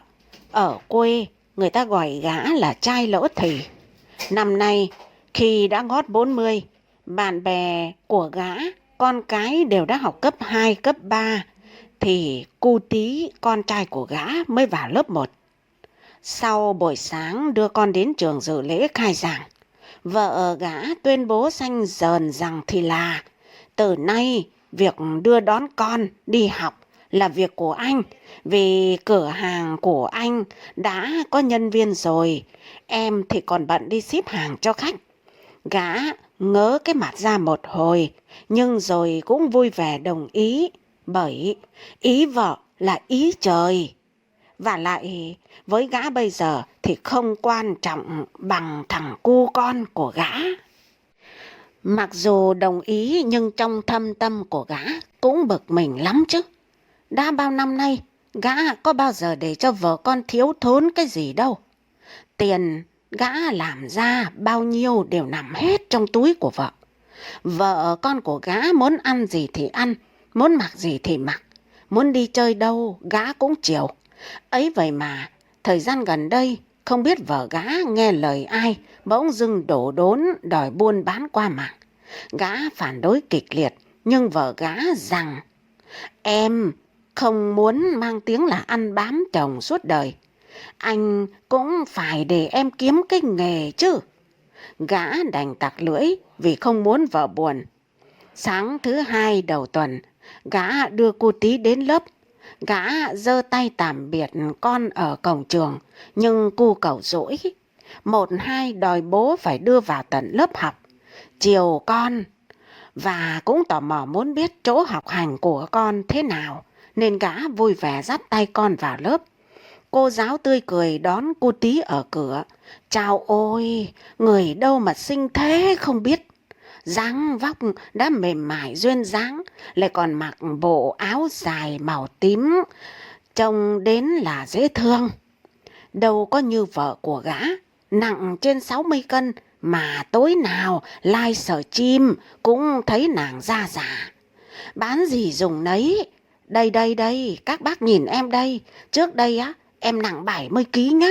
Sau 2 tuần dùng trà giảm cân, em đã giảm được 5 kg rồi các bác ạ. Ấy vậy mà, gã có thấy vợ gã dùng bao giờ đâu. Giảm lúc nào mà giảm, gã cứ thấy điêu điêu thế nào ấy. Cô giáo cúi xuống hôn lên trán cô Tí như cái cách mẹ hôn con, rồi nhẹ nhàng nói với nó. Con chào bố rồi vào lớp đi nào. Đấy, Giọng nói cứ là phải ngọt ngào như thế chứ, đâu có như giọng nói của vợ gã, lúc nào cũng quát chồng con oang oang như cái loa phát thanh của thôn bắc trên ngọn cây xà cừ đầu đường cái. Từ cái bữa ấy, gã đâm ra thích đưa đón con đi học. Gã còn dặn cô Tí phải ở trong lớp khi nào bố đến đón mới được về, không được ra cổng trường đứng đợi. Có hôm vợ gã bảo, hôm nay em rỗi, anh để em đi đón con cho. Nhưng gã lại nhẹ nhàng bảo, rỗi thì nghỉ đi cho nó khỏe, để anh đi cho. Thật ra trong bụng của gã cứ có cảm giác nhớ nhớ làm sao ấy. Chiều qua cô giáo trao đổi, hôm nay cô Tí đánh bạn đấy anh ạ. Em có nhắc nhở cháu rồi, nhưng em cũng nói để anh chỉ biết và lưu ý đến cháu ạ. Gã bối rối, ồ thế à cô? Có gì chăm sự nhờ cô giáo chăm sóc dạy dỗ bảo ban cháu. Gia đình biết ơn cô nhiều lắm. Thôi, xin phép cô, bố con tôi về. Nói rồi, gã chìa tay để bắt tay chào cô giáo. Ôi, bàn tay cầm phấn, cầm bút có khác. Nó mới mềm mại và ấm áp làm sao. Gã muốn giữ cái bàn tay ấy lâu một chút, nhưng cô giáo đã rút ngay tay lại. Anh cho cháu về đi ạ. Trưa nay vợ gã dặn, chiều em đi lấy hàng về muộn chút nhá. Anh nhớ đi đón con rồi về tắm rửa cho nó hộ em cái nhá. Gã kể cũng lạ. Vợ gã sướng không muốn sướng lại muốn khổ. Ở nhà trông coi cửa hàng đồ gỗ cho gã, đến giờ đi đón con thì không muốn, lại cứ muốn cực vào thân. Gã tắm táp, ăn mặc sạch sẽ, rồi xức một chút nước hoa để chuẩn bị đi đón con. Gã cảm thấy tâm trạng lâng lâng, rồi gã sực cười với chính mình. Chỉ là đi đón con thôi mà. Nhìn đồng hồ vẫn còn 30 phút nữa. Gã ngả mình xuống chiếc ghế dài, mở nhạc nghe bài hát đắp mồ cuộc tình mà mỗi lần đi karaoke gã vẫn thường nức nở trong chiếc micro. Cảm giác sảng khoái khi vừa tắm xong cùng với tiếng nhạc sập sình khe khẽ đưa gã vào trong giấc ngủ. Đang mơ màng, gã nghe tiếng con trai.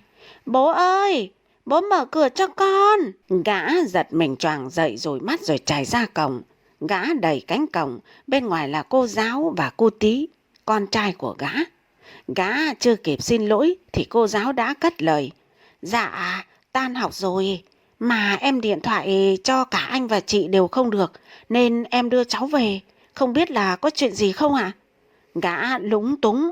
Ồ, xin lỗi cô giáo, tôi sơ suất quá, mời cô giáo vào nhà đã ạ. Miệng nói, hai tay của gã đỡ lấy tay lái chiếc xe tay ga.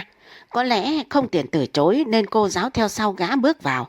Gã rót nước mời cô giáo uống. Đấy, uống nước thôi mà, cũng dễ thương đến lạ. Hai tay cô khẽ khàng đưa chén nước lên miệng, nhấp một ngụm nhỏ rồi lại khẽ khàng đặt xuống. Chứ đâu có như vợ gã, một chén nước đầy tu ửng ực một hơi là hết, rồi úp ngược cái chén kêu cách một cái rõ là vô duyên.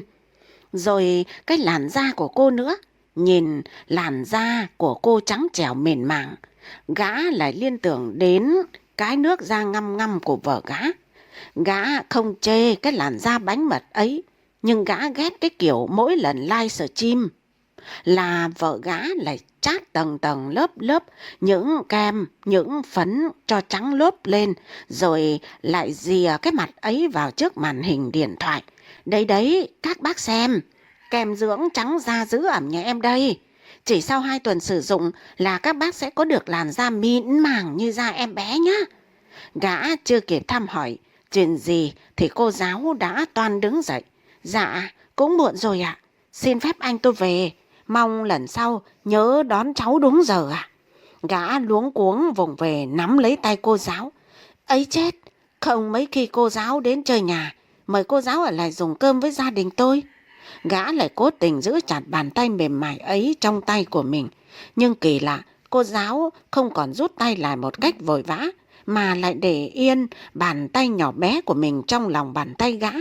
Mấy sợi tóc mai trên đôi má ửng hồng của cô trông đến là dễ thương. Gã định đưa bàn tay còn lại của mình lên vén mấy sợi tóc mai mềm mại ấy.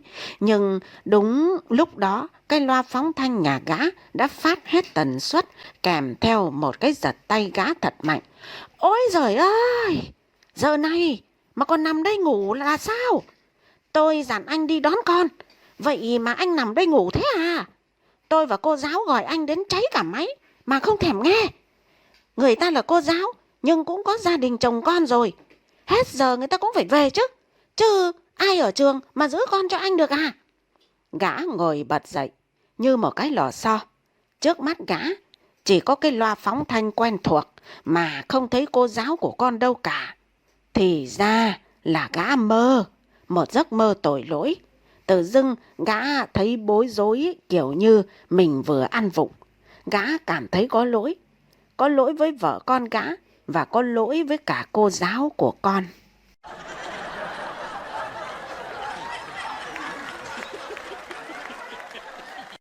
Thuốc tiên.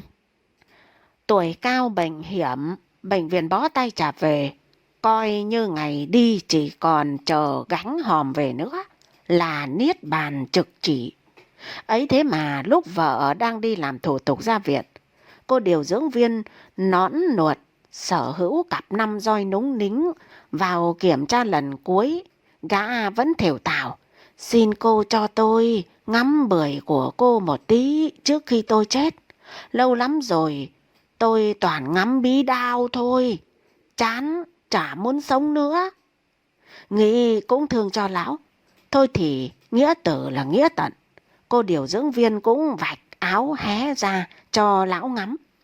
Thấy lão cứ ửng ực liên hồi mới hỏi: ông sao thế?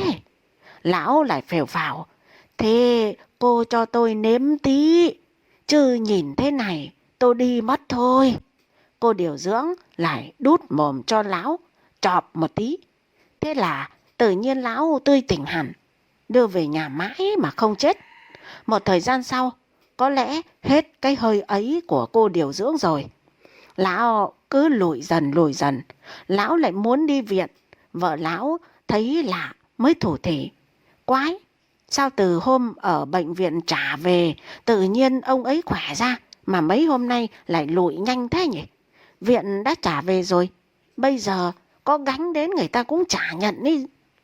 Nghe vợ nói thế, lão mới phều phào kể lại sự tình với cô điều dưỡng viên cho vợ nghe. Nghe xong vợ lộn tiết, bận áo sổ luôn: thì ra là thế, tại sao của tôi ông không thèm hả? Sắp chết rồi còn đổ đốn thế à? Đây, ông làm cho chán đi. Nói rồi tam bành giật phăng cái chai cảm bí đao sổ ra rơi bụp một phát vào mặt của lão, làm lão nghẹt thở, trợn mắt há hốc mồm, ạc lên một tiếng, rồi hai hàm răng cắn chặt, cắn luôn vào cuống của một quả bí đao. Vợ lão đau quá, nhưng cứ tưởng chồng thích nên cũng thấy sương sướng mới mắng yêu: kìa ông, nhẹ thôi chứ, cắn em đau thế này, nỡm lắm. Chờ mãi không thấy lão nhả ra, mới lần xuống thì té ngửa ra là lão mát vong nhăn răng từ khi nào. Khi đưa đám của lão, người ta nghe tiếng vợ lão khóc thật ai oán xót xa rằng: ôi ông ơi là ông, ngày xưa tôi cũng bưởi đào, vì ông nên mới bí đao thế này, ơi ông ơi là ông.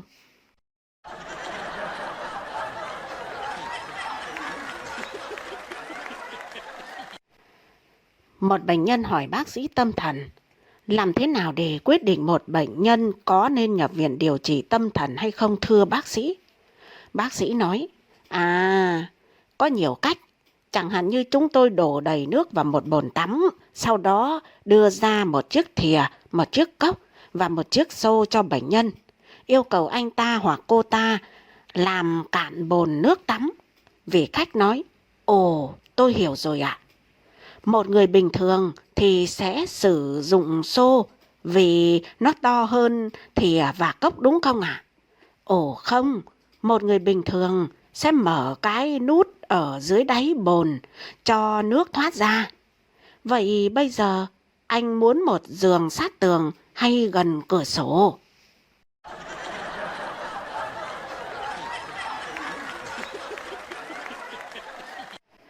Cô họ tôi là một người đàn bà có gò má rất cao. Người ta bảo đàn bà gò má cao là sát chồng lắm. Với cái tiếng như thế, cô họ tôi biết là cô rất khó lấy chồng. Bởi ở đời có thằng nào mà lại muốn lao vào chỗ chết đâu. Vậy nên cứ thằng nào có ý định tán tỉnh là cô tôi nhận lời ngay. Rồi đi chơi 1-2 buổi là cô dâng hiến luôn. Cô bảo yêu nhiều thế để tự tạo cơ hội cho mình. Biết đâu trong số những thằng đó sẽ có một thằng dũng cảm cưới cô làm vợ. Còn việc cô sẵn sàng dâng hiến là để phòng sau này về già. Nhớ không lấy được chồng thì cũng đỡ phải hối hận nhiều, vì thời xuân trẻ của cô đã được vẫy vùng quằn quại thỏa thích trong niềm đam mê, trong cái sở thích của mình. Rất nhiều thằng yêu cô, yêu say đắm, cuồng nhiệt, hùng hục và dai dẳng. Nhưng hễ cô đặt vấn đề đến chuyện cưới xin là y như rằng hôm sau thằng đó tắt điện thoại, khóa Facebook. Đương nhiên, cứ một thằng lản đi như thế là một lần cô hiểu rằng cơ hội lấy chồng của mình đã rụng rơi đi ít nhiều. Một hôm đi chợ, có một bà lão nhìn mặt cô rồi phán rằng cô bị tiền duyên rất nặng, có vong nam theo.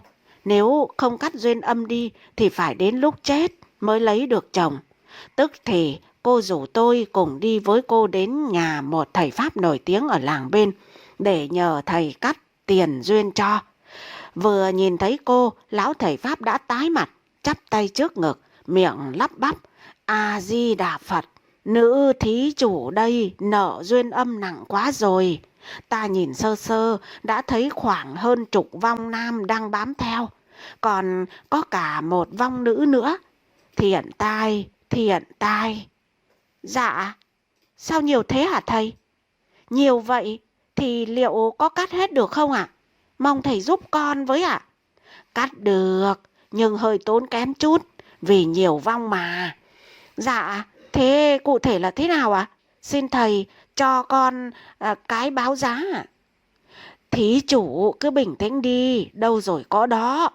Theo như ta thấy thì trong số hơn 10 vong đang bám theo thí chủ, hầu hết là vong yêu đơn phương. Dạ, yêu đơn phương là sao hả thầy? Con chưa hiểu lắm ạ. Tức là kiếp trước thí chủ không có yêu đương hay thề nguyền gì với các vong đó, mà chủ yếu là họ tương tư và đơn phương yêu thí chủ thôi. Hoặc nếu có thì tình cảm cũng mới chớm nở, chỉ dừng lại ở mức cầm tay, ôm hôn, sờ soạng, chưa đi quá giới hạn nên chưa có gì sâu nặng. Hầu hết những vong kiểu này hiện tại vẫn đang là FA. Ta chỉ cần đốt cho chúng mỗi đứa một hình nộm bà Tưng hoặc là Phương Trinh thì chắc chúng sẽ buông tha cho thí chủ thôi. Dạ, nếu thế thì tốt quá. Nhưng mà đừng vội mừng, vẫn có 3 vong nam rất nặng tình đi theo thí chủ đấy. Kiếp trước, thí chủ đã từng thuê phòng sống thử với 3 vong này, thậm chí còn quan hệ tập thể cùng nhau, tức là foursome ấy. Vậy nên kiếp này, mấy vong đó vẫn không chịu rời xa thí chủ. Dạ, vậy thì phải làm sao với 3 vong này hả thầy? Ngoài việc đốt một hình nộm hot girl để xuống đó foursome cùng 3 đứa nó, ta còn phải đốt thêm một xe mô tô phân khối lớn nữa, một bộ máy tính để bàn cấu hình khủng và một bánh heroin loại to để hối lộ cho vong. Đồng thời phải tiến hành cúng lễ linh đình. Có vậy vong mới nguôi ngoai và vui vẻ mở lòng ra đón nhận tình yêu mới. Dạ, phải đốt cả xe, cả máy tính với heroin nữa cơ ạ. Ừ, vì 3 thằng vong này, một thằng thì có sở thích lạng lách trên phố bằng xe mô tô phân khối lớn, rồi chết vì bị xe buýt cán. Một thằng thì nghiện game online, cày suốt mấy ngày đêm không ăn không ngủ, cuối cùng gục trên bàn phím, bỏ quên đời, chết rồi mà tay vẫn không rời con chuột. Một thằng thì nghiện nặng, chết vì hít phải thuốc của tàu. Lúc chết nó mới hít thôi, còn giờ nó chuyển sang giai đoạn chích rồi, nên phải đốt bánh heroin loại to mới bỏ cho nó chích. Dạ, thế còn cái vong nữ thì sao? Vừa nãy thầy bảo thấy cả vong nữ mà. Vong nữ này bị less, nó thích thí chủ nên đi theo, nhưng mà không sao, chỉ đốt hình nộm thế là xong thôi. Dạ, cũng lại hình nộm bà Tưng ạ? Không, nếu đốt bà Tưng, xuống đó các vong nam sẽ tranh mất ngay. Ta sẽ đốt Lâm Chi Khanh. Như thế thì không vong nam nào dám bén mảng lại gần. Dạ, tất cả xin nghe theo lời thầy dạy ạ. Dạ vâng ạ, thế thì tất cả xin nghe theo lời thầy dạy ạ. Mà này thầy bảo này, lát nữa trong khi cúng lễ chắc chắn ba vong nặng đó sẽ nhập vào thầy, con trai thầy và bố thầy, rồi chúng sẽ đòi threesome lần cuối với thí chủ. Để cho việc cúng lễ đạt kết quả cao, thí chủ hãy cứ chiều chuộng chúng nhá. Một lần cuối thôi mà, để rồi mãi mãi chúng không bao giờ bám theo làm phiền thí chủ nữa. Nhớ đấy. Lão thầy Pháp này đúng là đoán việc như thần. Ba vong đó quả thực đã nhập vào ba bố con của lão. Cô tôi vì muốn lấy được chồng và cũng vì tò mò chưa biết cái cảm giác foursome nó như thế nào, nên ngoan ngoãn để cho ba vong đó bế vào trong buồng, đặt lên giường, rồi cả bốn nhanh chóng trong trạng thái cởi chuồng, la hét điên cuồng. Tôi thì đứng ngoài cửa buồng, dòm vào giường với cặp mắt thèm thuồng. Trời ơi, sao không thằng vong nào nhập vào mình nhỉ? Nhưng công nhận là hiệu quả thật. Chỉ 2 tuần sau, khi cắt tiền duyên, cô tôi đã hí hửng báo tin là sắp lấy chồng. Nghe nói hôm cô tôi về ra mắt, ông bố chồng tương lai cứ nhìn chằm chằm vào cô tôi rồi lắc đầu ra điều không ưng thuận. Sau đó lão buông lời ngán ngẩm: Bố là bố không bằng lòng lắm đâu. Đàn bà gì mà gò má cao, còn ngực thì sệ. Thì sao hả bố? Gò má cao là sát chồng, còn ngực sệ là bị vầy vò nhiều rồi. Nhưng con thấy cô ấy khá hiền và ngoan mà. Hiền nhưng có vẻ tham tiền con ạ. Ngoan nhưng nhìn kỹ cái mặt thì rất gian. Phản đối là thế, nhưng chẳng hiểu thằng con trai thuyết phục kiểu gì mà cuối cùng lão vẫn đồng ý cho cưới. Hôn lễ diễn ra trong không khí ẩm ý và phô trương. Chú rể nhận được khá nhiều những lời chia sẻ, cảm thông, động viên, khích lệ từ hai bên gia đình và bạn bè thân hữu. Ai cũng mong chú bình yên vô sự, tai qua nạn khỏi. Nhưng buổi chiều hôm ấy, trong khi ngoài sân các cụ vẫn còn cố bàn linh đình, thì cô dâu và chú rể đã kịp lẻn vào trong để động phòng sớm. Chưa đầy 5 phút sau, từ trong phòng cưới một tiếng hét thất thanh ré lên. Mọi người lập tức ập vào. Trước mặt họ là một khung cảnh hãi hùng. Chú rể chết trong tư thế vác cày, gục xuống bục vợ, mắt trợn ngược, bọt mép rủi ra, hai tay vẫn ở trạng thái nhổ su hào. Ông bố thấy con chết thảm quá thì nhào tới bên giường gào khóc vật vã. Cô tôi thấy bố chồng đau đớn vậy thì cũng không cầm được nước mắt. Cô đặt tay lên đầu bố chồng xoa xoa rồi nhẹ nhàng an ủi: Thôi, bố đừng buồn nữa. Số anh ấy chỉ được đến thế thôi, đành chịu vậy. Con thấy anh ấy chết luôn hôm nay cũng còn là may đấy. Vì phông bạt bàn ghế bát đĩa vẫn còn ở ngoài kia. Mình cứ vậy tổ chức đám ma luôn. Chứ nếu vài hôm nữa mới chết thì lại phải thuê phông bạt, bàn ghế, bát đĩa thêm một lần nữa. Tốn kém lắm mà. Vậy là ngày cô tôi lên xe hoa cũng là ngày chồng cô lên bàn thờ. Sau khi đám tang xong xuôi, chỉ còn lại cô và bố chồng trong căn nhà hiu quạnh, nghi ngút hương khói. Bố chồng mới lại gần cô rồi thì thầm: Thế giờ con tính sao? Dạ, thưa bố, theo phong tục thì con phải để tang chồng 3 năm rồi mới được phép đi bước nữa ạ. Nhưng con thì vẫn đang xuân thì, lại mới cưới được 1 ngày chồng đã mất. Tình nghĩa cũng chẳng có gì sâu nặng, nên con xin phép bố cho con để tang chồng khoảng 3 tuần, rồi sau đó mới nghĩ đến chuyện đi tìm tình duyên mới ạ. Không biết ý bố thế nào ạ? Thế này con nhá, nhà ta đã mất tiền cưới con về, vậy mà lại để con đi ngay thì phí lắm. Các cụ có câu, sảy con thì còn có bố. Con trai ta nó đã không hoàn thành nghĩa vụ của một người chồng đối với con, thì ta sẽ thay nó làm việc đó. Với lại, đằng nào con cũng mang tiếng một đời chồng rồi, còn sợ thiệt thòi gì nữa. Cứ ở lại đây, bố con ta đóng cửa tắt đèn có nhau, thế chả vui hơn sao? Vậy là cô tôi ở lại hương khói cho chồng, phục vụ bố chồng. 2 năm sau, cô tôi mang bầu, sinh được thằng con trai giống ông nội nó như đúc. Cuộc sống cứ yên bình trôi và thằng bé cũng lớn dần. Đúng ngày giỗ chồng, thằng bé chỉ tay lên cái ảnh trên bàn thờ rồi hỏi cô tôi, ai kia hả mẹ? Cô tôi nghe con hỏi vậy thì thở dài thườn thượt. Mẹ biết, thế nào cũng có ngày con hỏi mẹ câu này mà. Thực ra trên giấy tờ thì đó là chồng của mẹ, tức là bố của con, cũng là con trai ruột của ông nội con, tức là bố chồng của mẹ. Và con phải gọi người đó là bố, nhưng thực tế thì con lại là con ruột của ông nội con. Người đã đẻ ra cái người mà trên giấy tờ là bố của con, nhưng thực ra lại là anh trai cùng cha khác mẹ với con, cũng tức là chồng của mẹ. Vậy nên thực tế thì người đó là anh con. Đấy, mẹ giải thích thế, con có hiểu không? Cô tôi hỏi rồi nhìn sang thằng bé, thấy thằng bé đang đưa tay lên đầu vò loạn xạ, mắt chỉ còn toàn lòng trắng, lưỡi thì thè ra, trán nhăn lại, rồi nó cứ vậy ôm đầu chạy khắp nhà, rồi rú như bị động kinh. Thật buồn, đúng ngày giỗ bố nó, thực ra là anh trai nó, thì nó lại phát điên.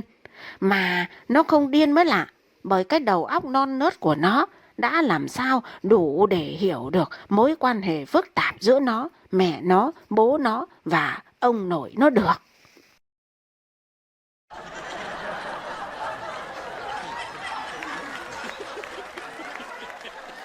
Kẻ bị tình nghi. Sau ngày quốc tế phụ nữ mùng 8 tháng 3, viên cảnh sát trường đang ngồi nhâm nhi ly rượu rum.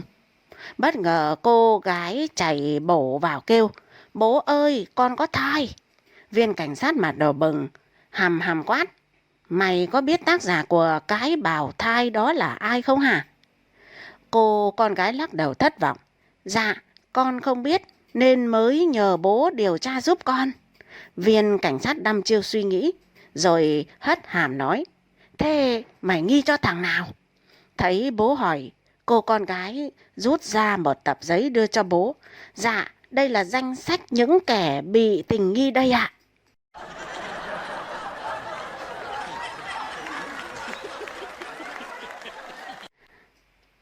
Đại dịch tiêu chảy. Dịch bệnh ỉa chảy đang hoành hành khắp vùng, và nó bắt đầu lan đến cái cơ quan này. Chớ trêu thay, nạn nhân bị nhiễm bệnh đầu tiên lại là ông giám đốc, người đứng đầu cơ quan. Cái này thực ra cũng không khó hiểu cho lắm, bởi các cụ có câu bệnh vào từ mồm, tức là mình ăn tạp, ăn bừa bãi, ăn bậy bạ, thì mình chịu vạ, chịu rước bệnh vào thân thôi. Trừ bệnh lậu và giang mai, thì có vẻ như câu nói này của các cụ đúng với hầu hết tất cả các bệnh, và đặc biệt bệnh ỉa chảy thì lại càng tuyệt đối đúng. Thấy bệnh tình của mình mỗi lúc một tệ hơn, ông giám đốc nhăn nhó ôm bụng đi vào phòng của phó giám đốc và dặn dò, ôi, chắc anh phải nghỉ vài hôm để dưỡng bệnh. Trong thời gian anh nghỉ, cậu thay anh điều hành công việc ở cơ quan mình nhé. Ôi anh ơi, anh là người đứng đầu cơ quan, anh nghỉ là loạn ngay đấy ạ. Em làm sao mà điều hành được ạ? Đừng lo, cậu cứ làm tròn trách nhiệm của mình. Khi nào có việc cần đến anh thì cứ alo cho anh là được. Nhưng cũng chỉ 3 ngày sau, tiếp tục tới lượt phó giám đốc bị ỉa chảy, và phó giám đốc lại nhăn nhó ôm bụng đến phòng của trưởng ban để dặn dò, chắc là anh cũng phải nghỉ vài hôm để dưỡng bệnh. Trong thời gian anh nghỉ, cậu thay anh và thay luôn cả giám đốc điều hành công việc ở cơ quan nhé. Ôi anh ơi, giám đốc và anh là người đứng đầu cơ quan, mà cả hai anh đều nghỉ thì loạn ngay. Em làm sao mà điều hành được ạ? Đừng lo, cậu cứ làm tròn trách nhiệm của mình là được. Khi nào có việc cần đến giám đốc và cần đến anh thì cứ alo cho anh là được. Nhưng cũng chỉ 3 ngày sau, tới lượt trưởng ban bị ỉa chảy. Trưởng ban lại bàn giao nhiệm vụ cho phó ban. Nhưng rồi 3 ngày sau nữa, phó ban lại ỉa chảy và bàn giao nhiệm vụ cho quản lý cấp dưới. Cứ vậy, cho đến khi mấy chục quản lý cấp dưới đều bị ỉa chảy, thì công việc được bàn giao lại cho bác bảo vệ. Bác bảo vệ cũng lo lắm, sợ không gánh vác được trọng trách, vì giám đốc, phó giám đốc rồi trưởng ban, phó ban cùng mấy chục quản lý ấy là những người đứng đầu cơ quan, mà họ nghỉ là loạn ngay. Cũng may khi bàn giao nhiệm vụ lại cho bác, anh quản lý cấp thấp nhất đã trấn an. Đừng lo, bác cứ làm tròn trách nhiệm của bác đi. Khi nào có việc cần đến giám đốc, phó giám đốc, đến trưởng ban, phó ban cùng mấy chục quản lý khác thì cứ alo cho cháu. Bác bảo vệ nghe vậy thì cũng tặc lưỡi chấp nhận. Vì giờ cả cơ quan chỉ còn lại bác và một bà lao công nữa thôi. Bác không nhận trọng trách này thì chả nhẽ lại đẩy cho bà lao công. Mà nói dại chứ, nhớ một vài hôm nữa bác cũng bị ỉa chảy thì còn ai nữa ngoài bà lao công phải đứng ra điều hành cái cơ quan này cơ chứ. Cũng may là bác không bị ỉa chảy, bởi các cụ có câu bệnh vào từ mồm. Người ta ăn tạp, ăn bừa bãi, ăn bậy bạ thì mới ra bệnh. Chứ bác sáng nhìn đói, trưa thì làm gói mì tôm, tối về nuốt vội cho xong mấy miếng cơm xin của quán cơm bụi đầu đường ấy. Mà muốn ỉa thường còn khó, chứ nói gì đến ỉa chảy. Và cũng may suốt thời gian bác điều hành công việc ở cơ quan, chưa lần nào bác phải gọi điện cho cái anh quản lý đã giao nhiệm vụ cho mình cả. Ơn giời, dịch ỉa chảy qua rồi, cả cơ quan lại nườm nượp, đông như chảy hội. Một bữa tiệc long trọng được bày ra. Trước là để mừng đại dịch ỉa chảy đã qua, sau là để mừng ngày cơ quan hội ngộ. Trong bữa tiệc ấy, ông giám đốc phấn khởi nâng cốc, giọng hân hoan. Ôi, thật là vui, vì sau những tháng ngày ỉa chảy, chúng ta đã có mặt đầy đủ tại đây. Tôi cũng rất mừng vì những người không bị ỉa chảy đã cố gắng gấp 5 gấp 7 để gánh vác dùm phần việc của những người bị ỉa chảy. Tóm lại, dù bị ỉa chảy, nhưng công việc ở cơ quan ta vẫn trôi chảy và hoàn thành vượt mức kế hoạch đã đề ra. Mừng nữa là kế toán vừa báo cáo rằng sau đợt ỉa chảy vừa rồi, cơ quan ta đã tiết kiệm được mấy chục triệu tiền điện, mấy trăm triệu tiền ăn và cả tỷ đồng tiền xăng xe, quà cáp. Tiếp khách linh đình, nào, mọi người hãy nâng ly, mừng cho cơ quan chúng mình đi nào. Lập tức tiếng vỗ tay, tiếng rô rô, reo hò dậy lên inh ỏi.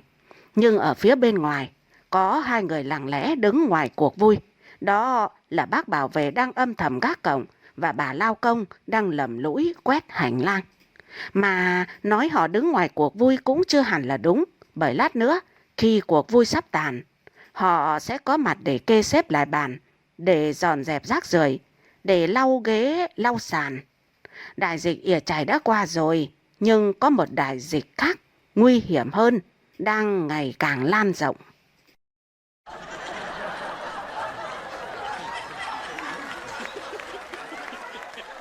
Ai quan trọng hơn?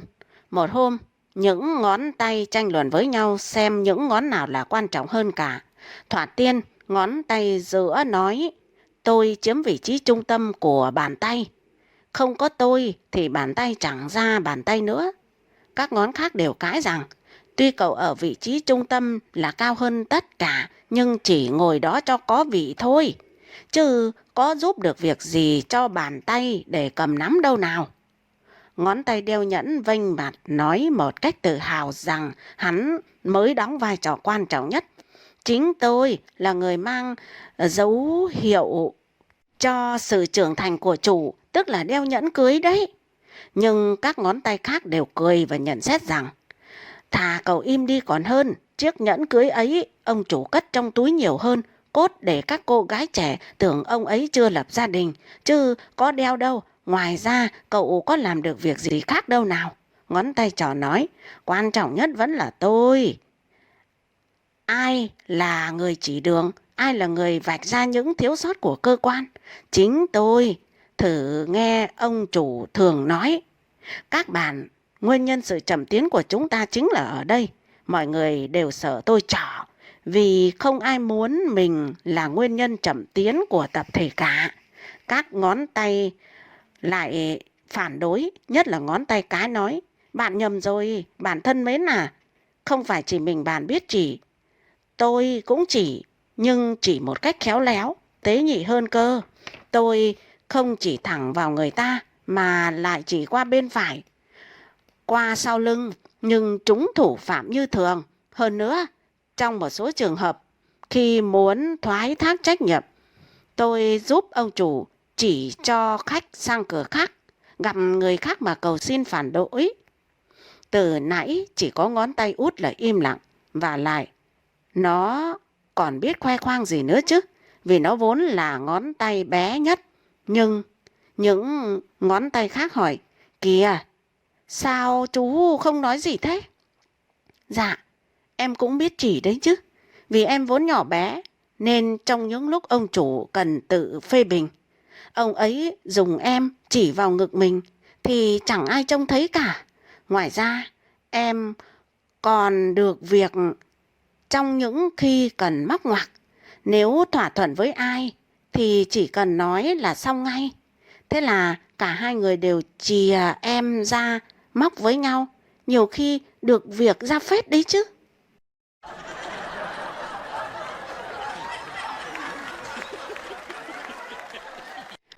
Lịch sử lặp lại. Một người đàn ông lịch lãm bước vào nhà hàng sang trọng, gọi tất cả những món ăn đắt tiền và xa xỉ nhất.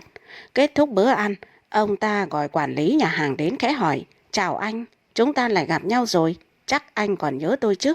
Người đàn ông thấy viên quản lý ngập ngừng, vẫn chưa nhận ra mình thì nhắc tiếp, cách đây vài năm, tôi từng đến đây dùng một bữa tối giống hệt như thế này.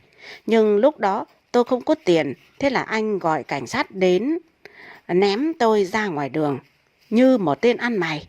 Nghe đến đấy, viên quản lý ngượng ngùng lý nhí xin lỗi. Dạ, tôi nhớ ra rồi, tôi thành thật xin lỗi ông về chuyện năm đó. Nhưng người đàn ông xua xua tay ngắt lời. Tôi không thể để bụng chuyện đó đâu. Tôi chỉ khuyên anh đừng để hành động đó lặp lại nhé.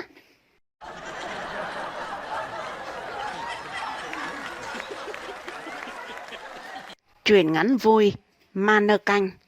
Dạo này tôi đang bị stress rất nặng. Tất cả cũng chỉ bởi áp lực công việc quá lớn. Trước đây, dù quy định của cơ quan là 8 giờ sáng mới bắt đầu vào giờ làm việc, nhưng thường là 8 rưỡi tôi mới bắt đầu ở nhà đi.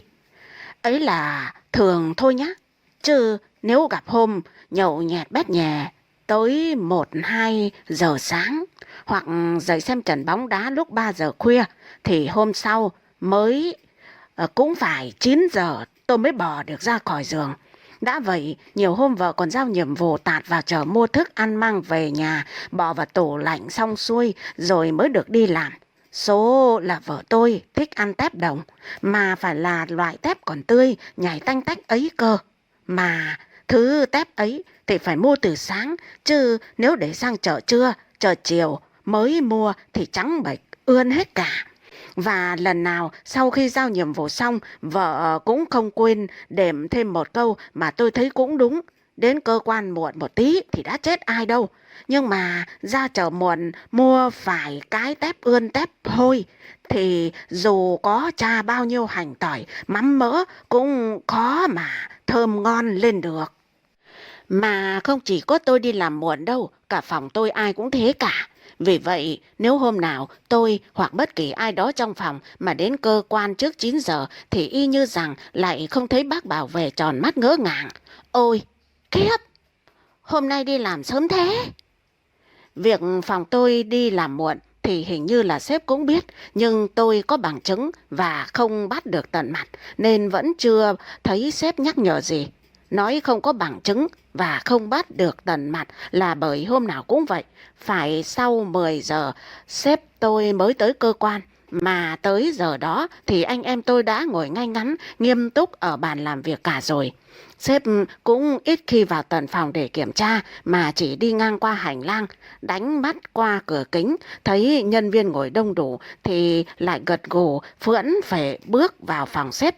Đấy đấy, trước đây là thế, là thiên đường như thế, nhưng độ này thì khác rồi, là địa ngục rồi, bởi sếp tôi vừa được mấy sếp trên tổng trang bị cho một hệ thống camera giám sát nhân viên từ xa.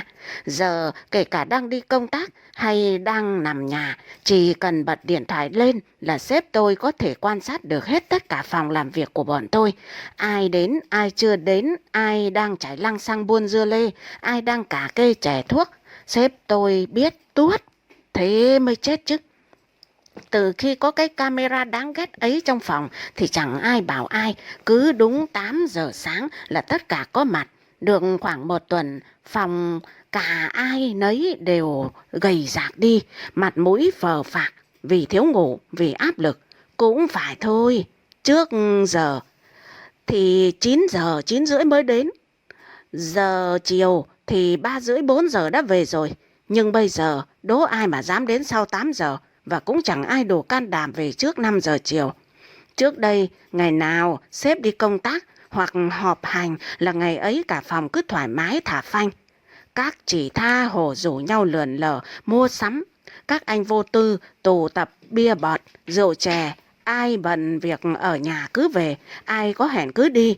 Không phải lăn tan suy nghĩ, chẳng phải chăn trở lo sợ điều gì.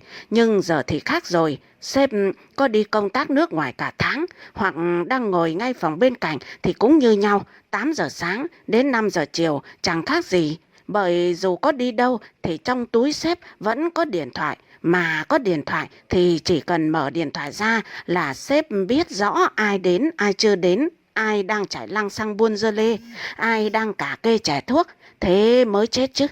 Sáng nay là đúng tròn 1 tháng kể từ ngày có cái camera ấy ở trong phòng, và cũng sáng nay đến phòng đã nghe mấy người cáo nhau. Hôm nay sếp đi họp cả ngày đấy, không nghe thấy tin ấy thì thôi, nghe thấy rồi thì cả phòng lại thở dài thườn thượt tiếc rẻ. Hay dạ, giá mà không có cái camera thì có phải hôm nay sẽ là một ngày tuyệt vời không nhỉ? Cũng may là cái camera ấy không có chức năng ghi tiếng, nên dù mọi người đã ngồi ngay ngắn vào chỗ của mình rồi thì vẫn nghe thấy tiếng chép miệng, những tiếng thở than liên tục. Ôi, vậy là đã tròn 1 tháng, chúng ta không tụ tập ăn chơi được rồi. Ừ, đi làm mà cứ như đi tù ấy. Thèm cái cảm giác cả phòng ngồi cùng bia bọt rồi hò hát quá nhỉ. Hôm nay sếp lại đi họp cả ngày nữa đấy. Thế có cách nào để trốn đi được bây giờ nhỉ? Trốn làm sao nổi? Sếp ở cần mở điện thoại ra là quan sát được cả phòng mà. Một người vắng sếp còn biết, huống chi là tất cả. À, có cách rồi đây. Chỉ phó phòng la lên sung sướng, rồi tức thì tất cả trụm lại bàn tính. Kế hoạch được thông qua rất chóng vánh. Đúng giờ nghỉ trưa, cả hội lấy xe máy phi đến xưởng may của anh trai chỉ phó phòng ấy. Mỗi người chọn lấy một con ma nơ canh theo giới tính của mình. Tức là đàn ông thì chọn ma nơ canh đàn ông, đàn bà thì chọn ma nơ canh đàn bà, rồi trở về công ty. Những con ma nơ canh ấy được đặt ngay ngắn vào chỗ ngồi của từng người. Xong xuôi, cả phòng mỉm cười vì kế hoạch hoàn hảo của mình, rồi tất cả kéo nhau ra quán bia. Còn công việc của họ tại văn phòng sẽ do lũ ma nơ canh đảm nhiệm. Quả thực sẽ chẳng còn kế hoạch nào mà hoàn hảo hơn thế, bởi cái camera ấy có tầm quan sát rất rộng, bao quát cả phòng, nhưng cũng bởi rộng nên nó không thể ghi lại được chi tiết đường nét của từng người. Tức là nếu nhìn qua màn hình điện thoại thì chẳng thể phát hiện được đâu là người, đâu là ma nơ canh. Chỉ thấy một cái bóng lù lù đen đen chăm chỉ ngồi bàn làm việc. Ở trong cảnh tù túng lâu ngày, nay được sống ra, nên cả phòng ai cũng chơi tẹt ca. Ngay cả mấy chị em bình thường đi ăn chỉ uống coca, nay người cũng tu hết vải lon. Ha Linda, mặt mũi tưng bừng hớn hở như hoa. Xong tất cả lại kéo nhau vào quán karaoke nhảy múa hát ca, rồi gọi thêm mấy két bia 333, mấy thùng vodka nữa. Chỉ đến khi cái giọng nơi cuống họng đã khàn khàn và cái hứng thú trong lòng đã cạn, thì chúng tôi mới nhìn đồng hồ và hốt hoảng. 7 giờ tối rồi, vậy là tất cả cuống cuồng trở lại cơ quan. Những phòng khác đã đóng cửa im lìm, tắt đèn tối om. Riêng phòng tôi thì bật đèn sáng trưng. Bên trong, mấy con ma nơ canh vẫn chăm chỉ làm việc.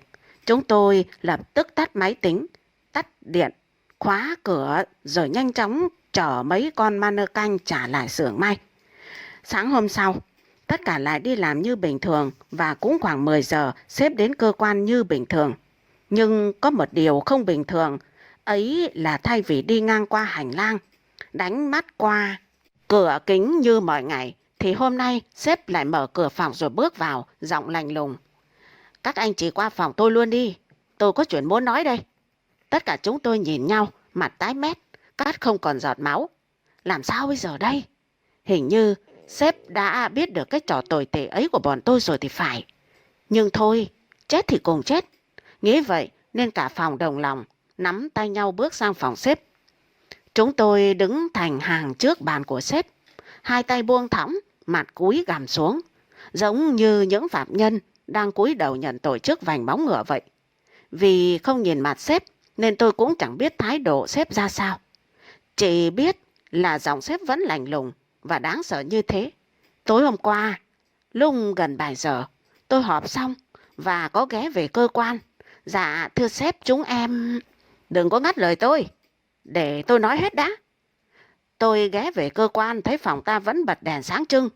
Mọi người vẫn say mê làm việc. Tôi thấy rất tự hào. Trước giờ, mấy phòng khác cứ xì xào là nhân viên phòng mình làm ăn vớ vẩn. Chỉ đợi sếp đi vắng cái là trốn việc, là đàn đúm tụ tập. Nhưng hôm qua, thực tế đã chứng minh điều ngược lại.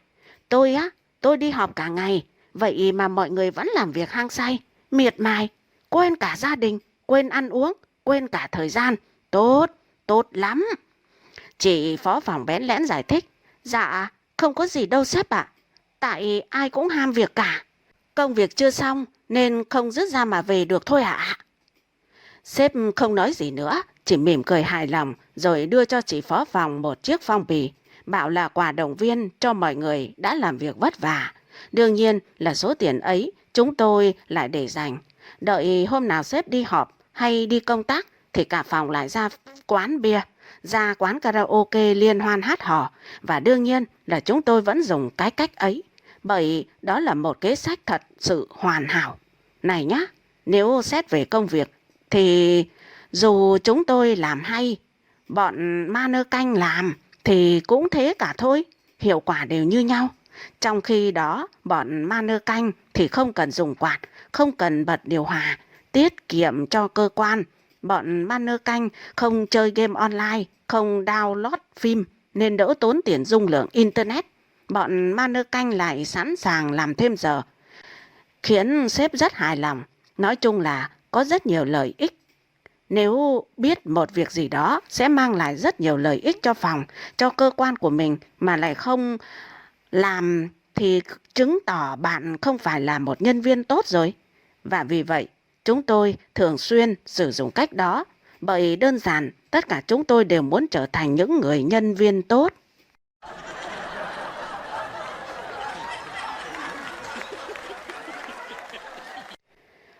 Một cô gái tuyệt vời trong buổi đi chơi cùng cô gái đang tán tỉnh.